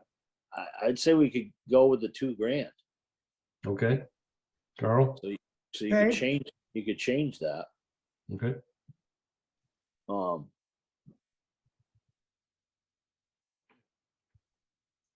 Like I said, I'm not thinking why it's any different, why it's up by that. I don't know. More than likely, things just went the wrong place. Right. Okay. And then electricity, that one's a shot in the dark. I don't. Yeah. Right. That one's. I mean, year to date, we're 9 months through the budget, and it was 11,000 allegedly. We spent 20 2 years ago. Yeah. So we. So do we want to be more? Last time we thought that we could. It was only 16 last year. Now it's 19. So I think that's probably a good. That's more than it was last year. So I think you're probably good. Okay. What about, I mean, every one of them from 1 to. Yeah, no, I mean, all the way down through, I think administration, the contract, I mean, that's the contract, so that's Right. chemicals. The chemicals, I mean, we're using chemicals now, pH, for some reason, the pH would turn that back on. I don't know Mhm. how long that'll be on for, so, but we are using pH. I'm hoping it won't be on much longer, Mhm. but, and that's just an unknown. The insurance, that's out of my hands. I don't know how much that is through the league. Okay. Line maintenance, that's a day of flushing and TVing. Sludge removal, I mean, that's just what it is. Yeah, and that went up. We were warned Right, about that. and that, Yeah, and that, and yeah, so that's 15,000 plus the 4 cents per gallon increase in processing. so telephone, yeah, I think it's plant maintenance. I mean, it was, I don't know what, yeah, it was 6 and we spent 25. I don't know where that. I I'd don't just know leave what it at, yeah, I think everything else is okay. The USDA short-term loan, I don't know what that's about, but that could be, is that part of where was that part of where the wastewater, the leftover money from the USDA? I don't don't know. I don't know. I was blindsided when I saw that. I Yeah, I can't find any, I don't remember it. I can't find anything about it in the paperwork that I've So done. where the heck did it come from? It was Well, 3872. It was, okay, so this is a loan. And I think it's just to cover expenses that we weren't covered by the loans we had on the bond for. And we've been paying on it. And then the USDA suspended payments for a period of Oh. time, and then they resumed in Oh, I see. 2022. Yeah. Okay. And so this is something that we haven't seen for a couple of years because we didn't have to pay, and Yep. now we do. Yep. Okay. Okay. So we're not going to approve this tonight. Is that what I'm hearing? Well, I'm looking at what our past budgets have been. And this was in line with what it's been in the past. It's 19,000 more than last year's, but it's also down from right 2 years ago. Yeah, but 2 years ago, we had that 40,000 for the pavement. Right. Yeah, Yeah. I see that. So that Okay. should be at 249,000, Yep. 250,000, and now 269,000. That's a big jump, but we have that $8,000 almost from Yep. the The loan loan. repayment. We have So it's up. 5,000, 4,000 from the sludge removal, Yeah. and 3,000 more we budgeted for electricity. So it's not. Right. All right. Yep. So two things. One, Rob, you were going to possibly look into trucking the sludge to BF. Anything on that? No, I haven't got anything on that. Okay. So. And I think we could, we could set the budget, assuming that we're not going to do that. If we do it and we save money, then we don't spend as much. Right. So I would move that we set a budget of $269,117 for the wastewater treatment facility. Is there a second to that motion? I'll second. Okay, it's been moved and seconded that we set the 2023-2024 budget for the wastewater treatment plant at $269,117. Is there any further discussion? I just have one comment. I really like the idea, Carl, that I know it puts extra work on you, but that you sit down with Sarah and say, okay, where did this, not the proposed budget, but the previous budgets. I mean, I think this is going to make us look nuts when we go to town, when we go to the village meeting, unless we have some of these explanations clarified. So it's not really a comment on the motion, it's a comment on the figures we're seeing here and the fact that these are the figures that are going to be going into the report, the annual report. Now, I sent you a mock-up of what the annual report page would look like. Yep, I've got it And here in front of me. it has the figures, and it also has the explanation of line items on it. Yep. I would appreciate any comments, and it does not have to be tonight, but in the next week or so, any comments that people might have about more that should be put into those explanatory notes or less. And So you rewrote some of this year? yes, I will tell you, I've been trying to do figures for the census. And the explanation of budget line items has been invaluable to me. So I'm delighted to hear you're looking at them closely. I rewrote them. We have a motion and a second. Yep, Okay. we do. We have a motion and a second. Is there any further discussion? Carl, will you stop sharing the screen, please? Oh, no, I like it. Thank you. Spent hours on that spreadsheet. Okay, I know you did, and we appreciate you. it. We have a proposed budget for the wastewater treatment plant for 2023, 2024 in the amount of $269,117. All those in favor signify with a show of hands. It looks like it's unanimous. Okay, great. Thank you, Carl. Carl, Yes, can you share those explanations with me? And maybe I can help. you should Just email should have it on the sheet that I sent you today. All right. I will But if you, I'll share again. You mean the explanation of the line items? Right, that's what I was looking for. Maybe I can. I will send it to you again. Okay. case it No, gets- that's fine. I'll check, but just send them again. That way I can look and maybe add stuff to it. And then I got, go ahead. I'm sorry, I was gonna say, if you don't have access to it already, I have all the scanned invoices stored electronically. If you want to take a look at those just to review, Yep. if that helps at all. Okay. Yeah, no, if the only thing is that if I see them, I can't say where they gotta go. You know what I mean? Oh, yeah, I mean, no, that's that's a fine. treasurer job. That's No, not no. your job. No, but I mean, I could put on them, say, this invoice is lab fees. This one is Right. plant maintenance. This one That's is what we need. that, you know what I'm saying? But I can't, Yeah. on a scan thing, I can't do that unless I print them off and then write them on, I rescan them. Yeah, Will it's I a be able to pain. do that, Ellen, or not? You can't make a note on them when they're scanned in? No, she's got me locked out of that. No, come on, Ellen. My There's a God. reason for that. No, there's a reason for that. Rob No, Wheeler, everybody come has on. access. Everyone has access. Rob, I can help you with it. Okay. All right.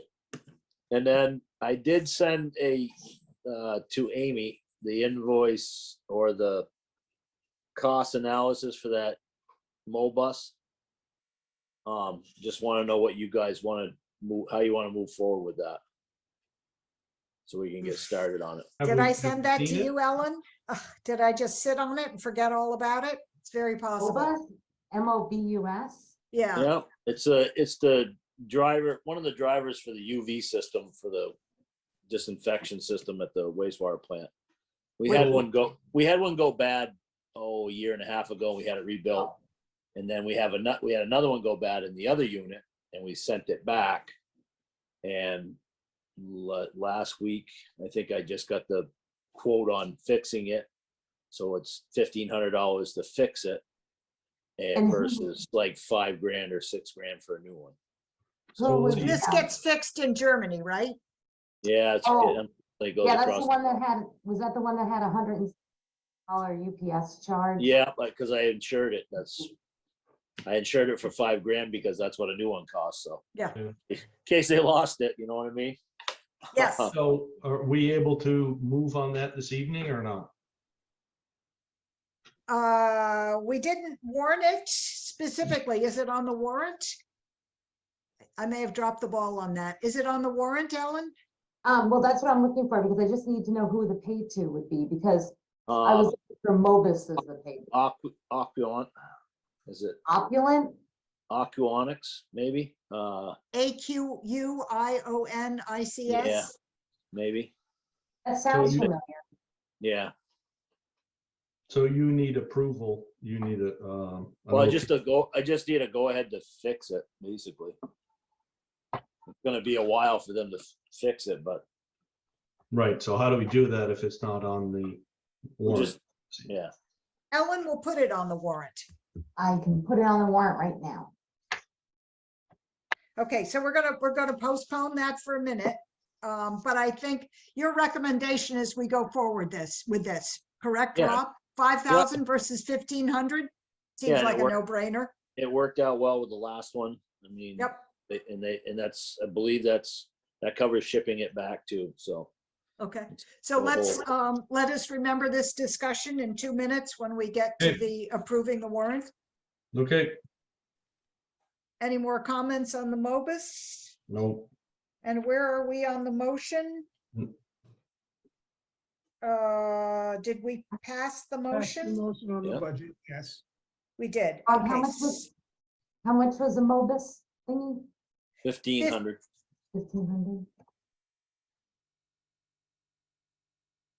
so number 6, we're on.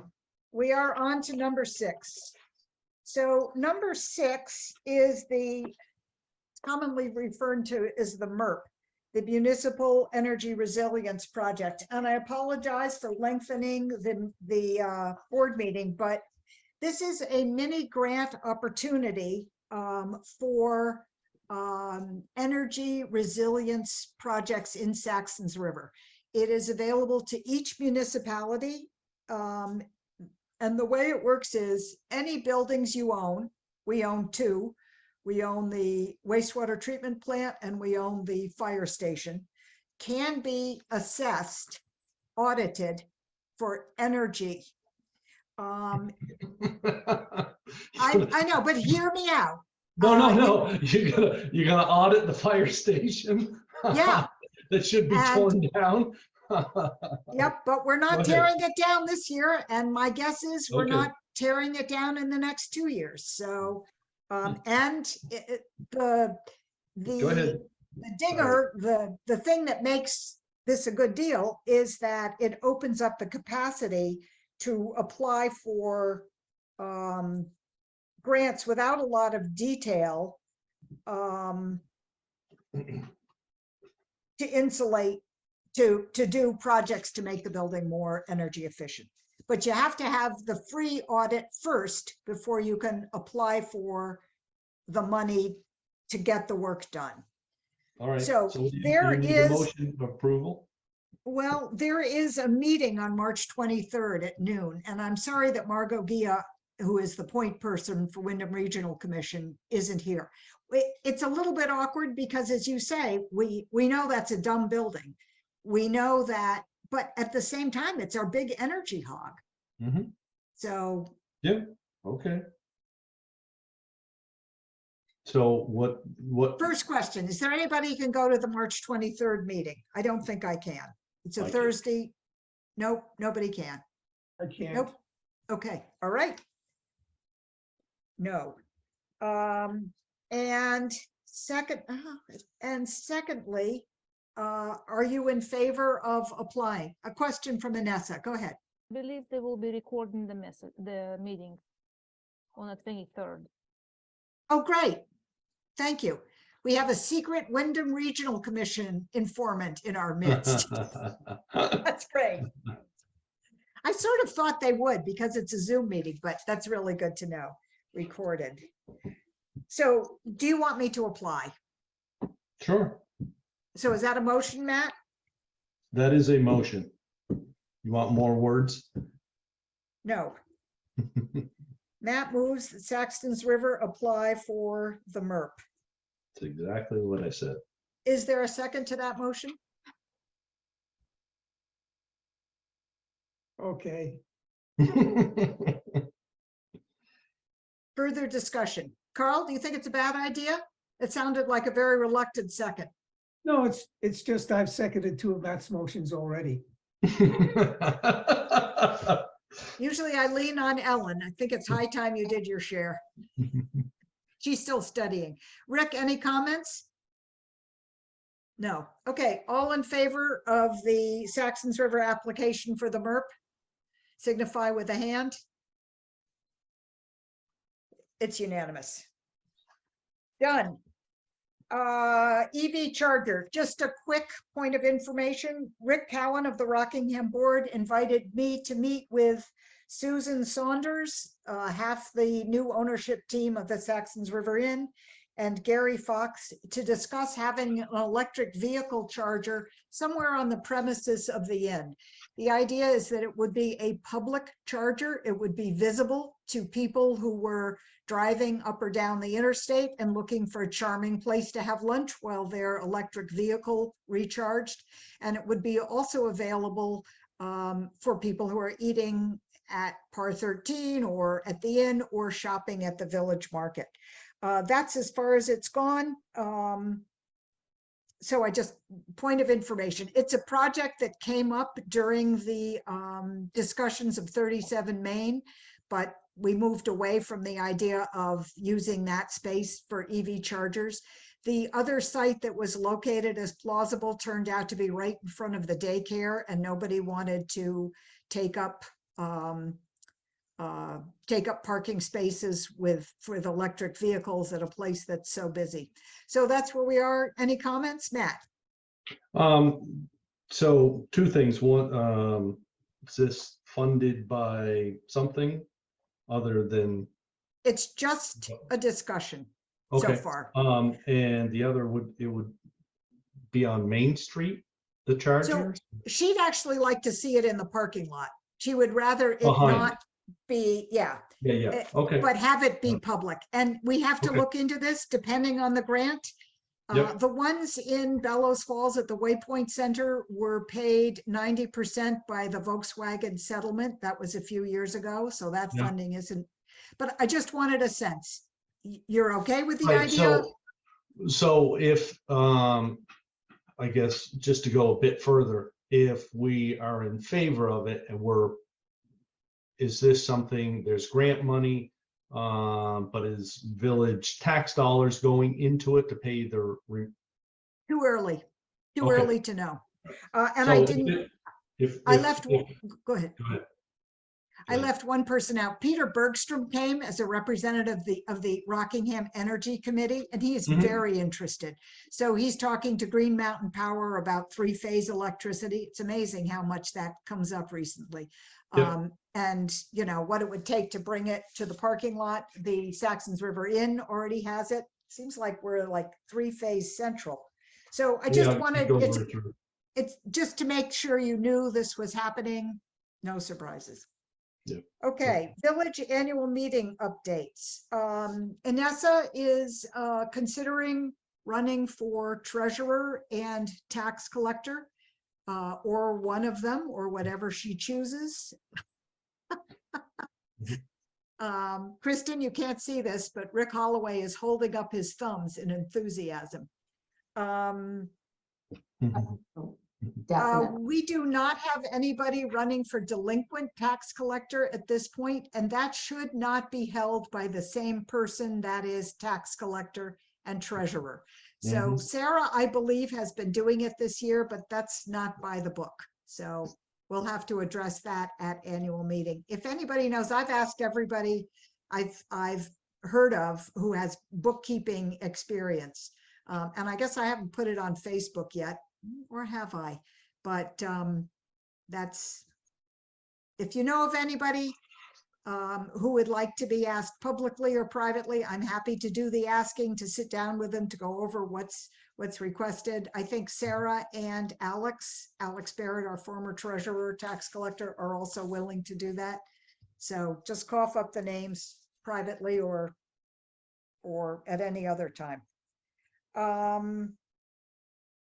I asked Ann Manor McClarty about inviting newcomers to the meeting, since often people who are new to the area do not know about Village Town Meeting.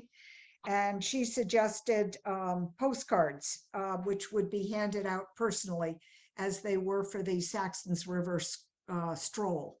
So if that's okay with you, I think I'll pursue that personally. I don't think it's going to be much of a cost. It may be something I just swallow and do. Any objections? Nope. Great idea. Okay. Do you want anything else to try and attract people? I've been wondering whether a potluck would be a good idea. We have permission from Susan, but I'm loath to organize it. I'm just feeling like the town report is going to take the annual report is going to take all my energy. Thoughts? Don't have the bandwidth. Don't have the bandwidth. Okay, I'm crossing it off. And I might have mentioned this before, Guy Payne is interested in running for moderator again. So we'll do that at the beginning of the meeting the way we usually do. The auditor's report has been, the notice of the auditor's report has been posted. And the auditor meeting will take place March 22nd at Main Street Arts at 2 p.m. I'm going to try to attend that meeting. And of course, anybody is welcome to. I was a little bit hurt. Facebook always has the possibility of hurting us. People said the trustees aren't being very open about this solar array. And I pointed out that it's easy to get on the list for agendas and minutes. It's an email thing. We post properly, we do our best to get the word out. But if you can, Rick counteracted, replied back, but challenging. Okay, any questions on the village annual meeting? We're on to committee updates. Well, Municipal planning grant. Amy. Yes, Carl, go Village ahead. annual meeting. I want to point out that somebody has to draw up the motions that we're going to make at the meeting, and we should have those for the April meeting, so we know what we're going to say. Okay, I So I would heard like to Carl ask, volunteer to drop the motions. I think he did it last year and I still has it. Carl, I would like you to have who makes the motion, but not who seconds it. Because that got very confusing last year. Okay. Would you accept that as a gentle nudge? I really love it when people in the meeting make motions, second motions. It feels very authentic. Sure. I can do that. So Carl will draft the motions. Me? Yes, Anessa. Would you repeat again the date when the meeting is? The annual meeting Mhm. is April 17th at 7 p.m. at Main Street Arts. And the date has been posted with Louise's old town crier logo at the Saxtons River Market kiosk and at the fire department bulletin board. It's also on our webpage, which is a Town of Rockingham drop down. So if you go to the Town of Rockingham, minutes and agendas for all three boards, Bellows Falls, Rockingham, and Saxtons River are all listed there. And on our page, Carl has uploaded the warning for that annual meeting. Thank you. You're welcome. Tell your friends to come too. My neighbors. Are we ready for the next item, committee updates? So Yep. municipal planning grant, we should have received it by now, but Julia Slater, who is compiling the final report, has been dealing with health issues. So that should be coming soon. Gary is concerned about paying the invoices. If you're okay with this, he'd like to issue the funds. The bulk of the work has been done. I'm not feeling at all concerned that it's not going to be done in the end. I think this is a little hiccup, and I'd like to get the payments expended so that we complete the grant on time. Any objections? Okay, the other one that, again, the bulk of the work has been done is the survey that Kath Martin did. Main Street Arts is using a lawyer to help them figure out what to do about 3 small issues having to do with the property. They've invited me in to discuss them, and I believe they're working with the lawyer, Chris Moore, to figure those things out. So again, Kath Martin would like to be paid for the work, but she's going to wait to file the complete survey until the legal decisions are made. Last point, Wyndham Windsor Housing Trust, I approached about using 37 Main for a building project, and they said it is too small for their scope. You remember perhaps that it was the idea was to use it for 12 small units, and they are not interested. Gary Fox advised me that the best developer would be someone who has strong connections to Saxtons River and wants to invest in housing here. So put it out on the wind and we'll see if anybody responds. I'm happy to make contact with anyone that people come up with, but perhaps that's something that you have individual contacts and would like to follow up on your own. Fire station. Oh, sorry, Carl. Yeah, just sort of a question here as to what the village's involvement with this process of developing that land is going to be. I'm thinking not fiduciary. The building belongs to Main Street Arts. Mhm. They have laid out their interest in selling it to a buyer who commits to something happening there within 5 years and observes their concerns about things like the brownfields. I continue to bring it because it was, you know, the municipal planning grant, Rockingham's municipal planning grant came to us and I've been the project director. So that's my interest in reporting it. No, I'm just in terms of reaching out to people who might, or looking for people who might be interested in doing the development. Are you feeling that that's overreaching for a trustee? I'm wondering if that's something that the board should be, that the Board of Trustees should be doing, or that Main Street Arts should be doing, or I don't know. I'm just curious about how involved we're going to continue to be in it. Happy to take comments, a rebuke, whatever you have in mind. Well, Matt, that's just a question. okay. Matt, was that a hand? So kind of a funny conclusion there, hey? So we paid money for a study and now Main Street Arts wants to sell the property. It's always been Main Street Arts. That was clear from the beginning. Yeah, right.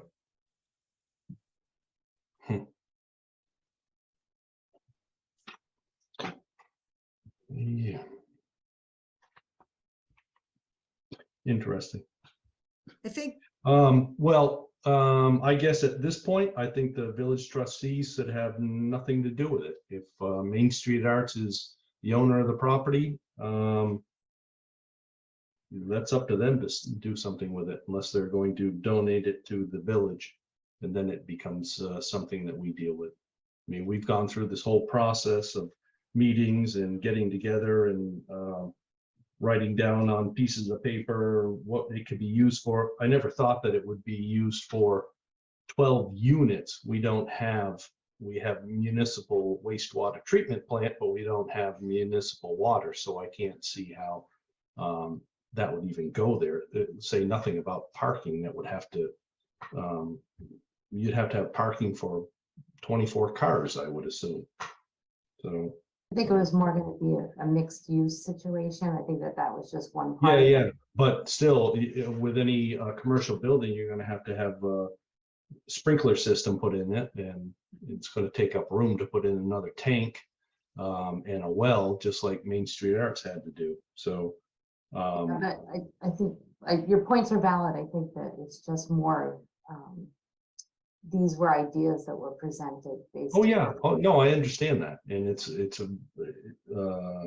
kind of a tricky little spot there. Yeah.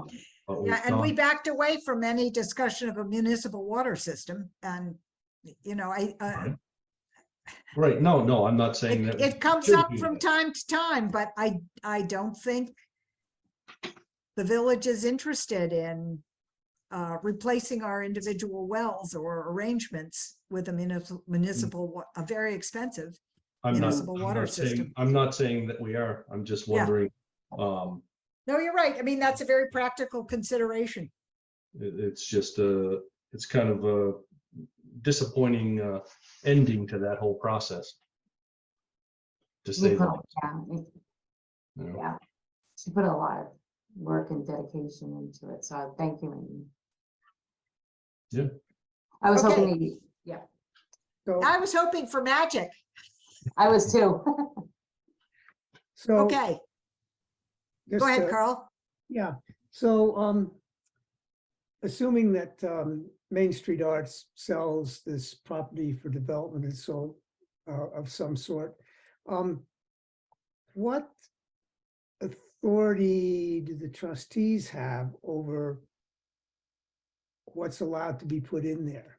For example, Matt was talking about 12 units and 24 parking spaces. If somebody wanted to put housing in there, could we insist that the housing have a parking space for every unit? No. Going to be governed by the zoning laws of the town of Rockingham. Yeah, And the state of Vermont.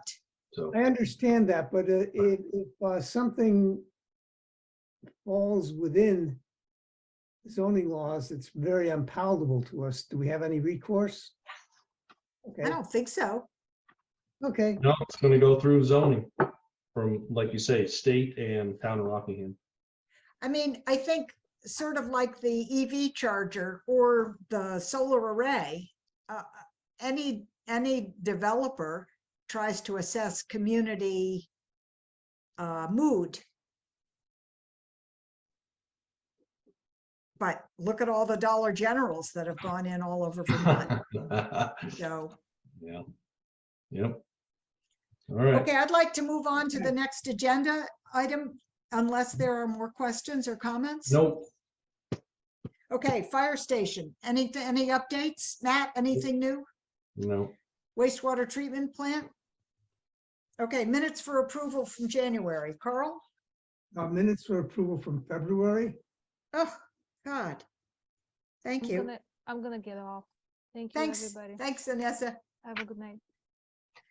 And what's the date of the February meeting? Hang on. February 6th. Yes, February 6th. Thank you. Do I hear a motion to approve the minutes of February 6th? I make a motion to approve the minutes of February 6th. Second. Okay, Matt seconds it. Any comments on the contents of those minutes? It's been moved and seconded to approve the minutes in February 6th. All in favor signify with a show of hands. And the motion passes unanimously. I think we are ready for the warrant. And I will let you share the screen. Hold on just a minute, please.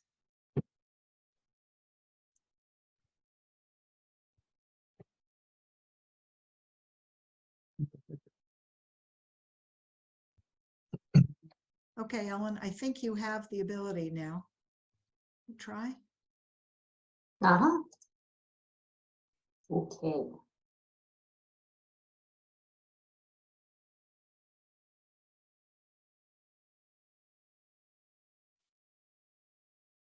Y'all can see? Yep. Yay. So we have the Mobus on here now? Yeah, I added it down here, aquaonics. Good. If that's how it's spelled correctly. So total amount for this warrant is $21,220.59. I'll make a motion to approve the warrant for $21,220.59. Is there a second to that motion? I'll second it.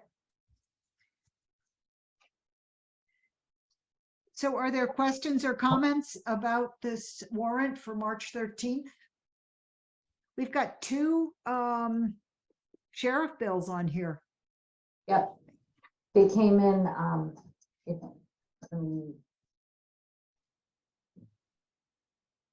Wyndham County Sheriff, that one invoice date was January 13th.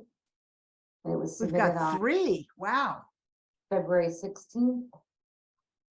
Wyndham County Sheriff. So we had February, March, and April. Those are the 3 months that are on there. Okay. Geez, I'm amazed they're still coming to us. Well, wait Oh, a but you've minute. sent them over before, right? This is what we're approving How- for the Right, yeah, combined these are the- minutes. Yeah, Yep. because if you look here real quick, where it says at the top, the first one there, Wyndham County Sheriff, the date of the invoice was the 13th. It was submitted to be paid on February 16th. Great. Oh, that's great. And So so this it's one's very on- clear. Yep, Yeah, this is great. invoice date was 2/6. It was submitted for payment on 3/2. Then I went to the post office and then I got the next one the next day. So my question, I guess, is when it says April and April hasn't happened yet, Right.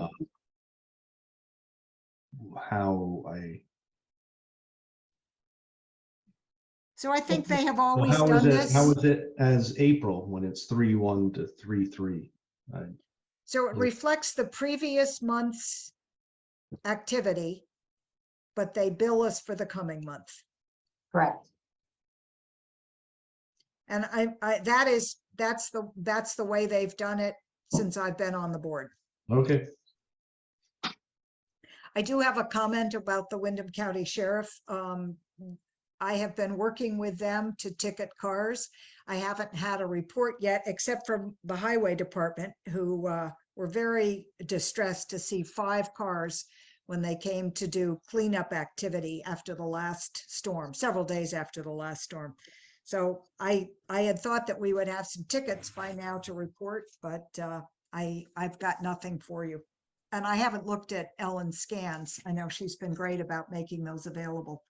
So I can hopefully bring in one up March. if you need it. Any further discussion on the Mobus repair? Yeah, I'm just kind of curious. It seems to me kind of funny that we're approving that repair by just putting the invoice on the warrant. So we're approving the amount that it needed to repair it. we don't have the invoice. Okay, it just struck me as odd.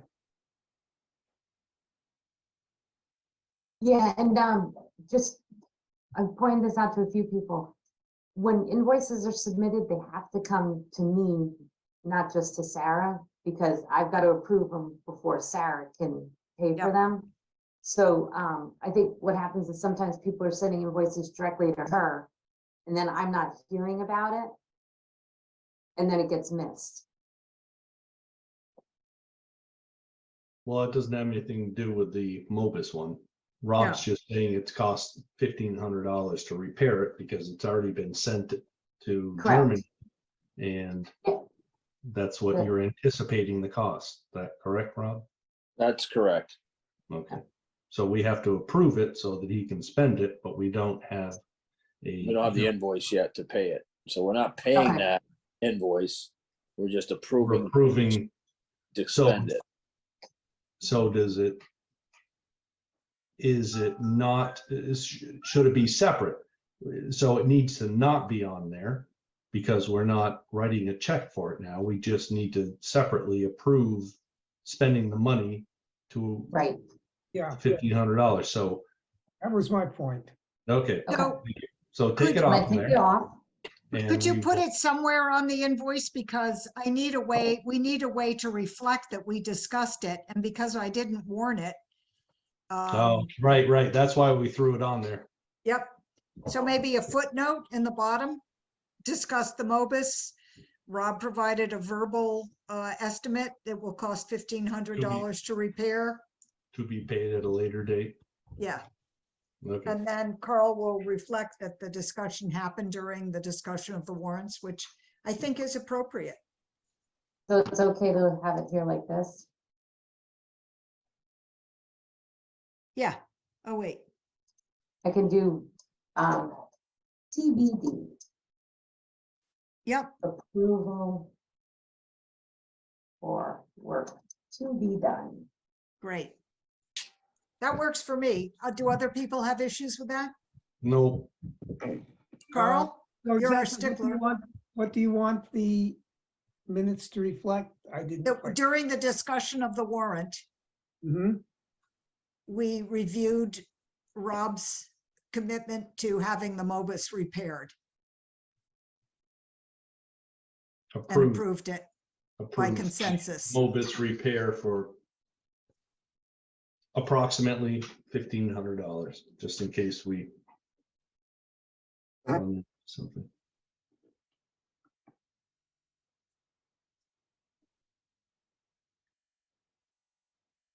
Okay.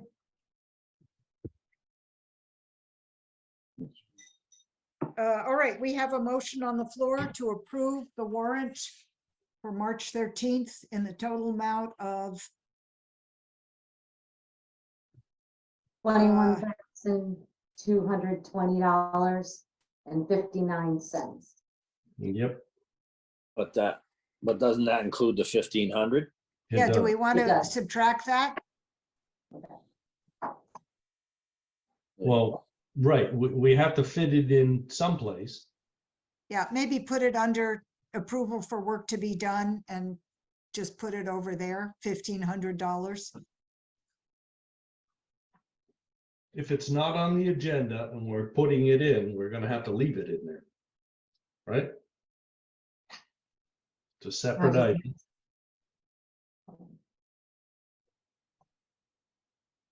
Okay, We can go back and put it under committee reports and wastewater treatment plant and approve it there if needed. If that's Good what point. if that's what has to happen, Rob says, hey, we got to fix this thing, then Yeah, we it can approve go it. either place. We've done the Okay, work to put so it take here, but Take it good out of point. there. Okay, whatever you want to do with it. Yeah, I think this is fine. Okay, so we have a new motion now. Nat, are you comfortable? I think you made the original motion for $19,720.59. Yes. And I seconded it, and I'm very happy with the second at $19,720.59. Great. Okay, if you want to stop sharing that, I'll take a vote. Ellen? All in favor of approving the warrant that I just read, signify by show of hands. And it's unanimous. Thank you.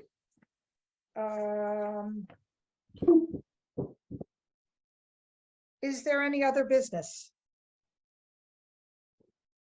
It's late, but a quick thing. We need to get our finances in better hands. This is ridiculous that things are not being paid on time and they're not being tracked properly. And if we need to, we're going to have to, the villages are going to have to hire somebody professionally to do this. Because this is, since I've been on the board, this is the worst it's ever been. You should be able to track stuff without having to spend hours, at every meeting trying to figure out where this went and what that is for.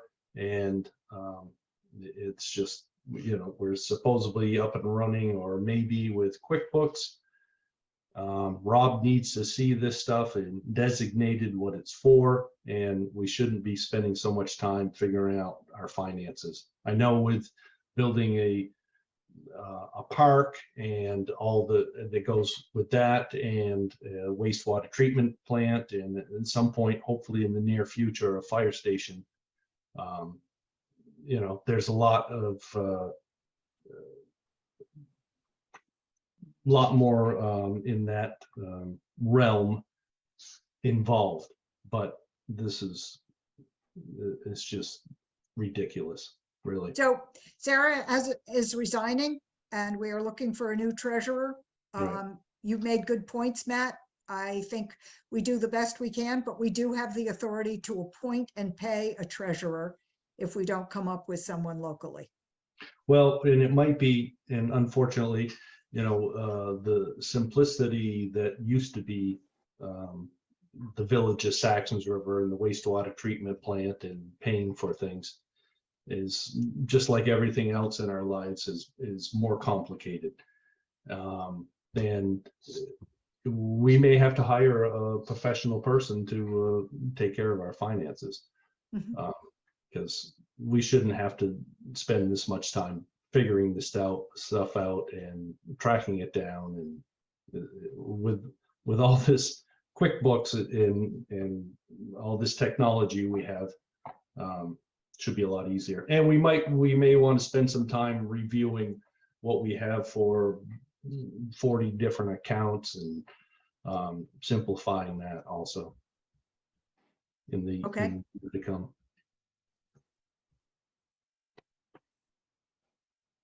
Other comments for other business? I'd like to just piggyback onto what Matt said. Given the complexity and the amount of work, I think it's a bad idea to have the same person be treasurer and tax collector. Well, we need two Right. people running then. Right, so we may have to up the amount that we're paying volunteers or paid volunteers to do this. I'm sure there's a lot of people in the village that can do this stuff, but it's a lot of work.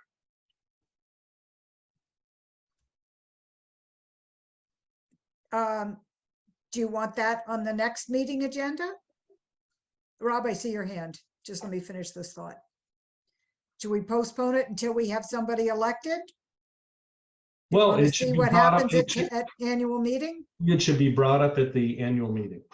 Okay, so it has to be other business, non-binding. Warning's already been published, but absolutely. Okay, Rob, was that a comment? No, I just asking if you guys are all set with me. Yeah, ready to we get- are. Okay. Have Thanks, a nice Rob. night. Yep. Bye. Okay, items for next meeting? When's the next meeting, the 3rd? I Or think the- I have April 3rd. Did anybody else do the math? I don't think that's a holiday or, on top of a holiday.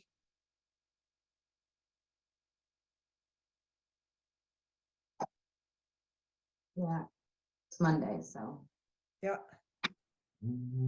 But I don't have anything written, so that's the next one. There was an email from Peter Bergstrom wanting to discuss sewer equity issues to the Sax River Gov. Did you see that, Amy? Nope, I haven't been in, but I think it was copied to me.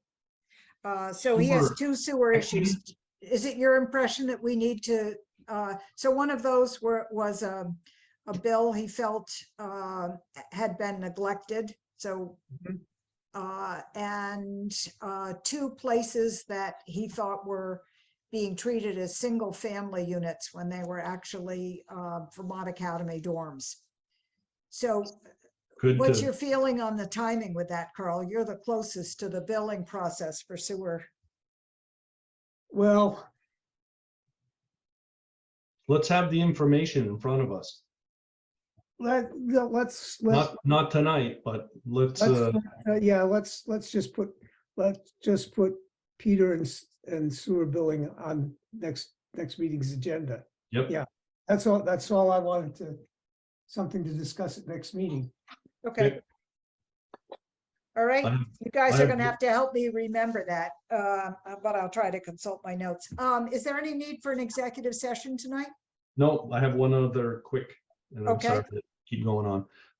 Of course, things move around in the village, businesses come and go and people and whatnot. So we have the pop-up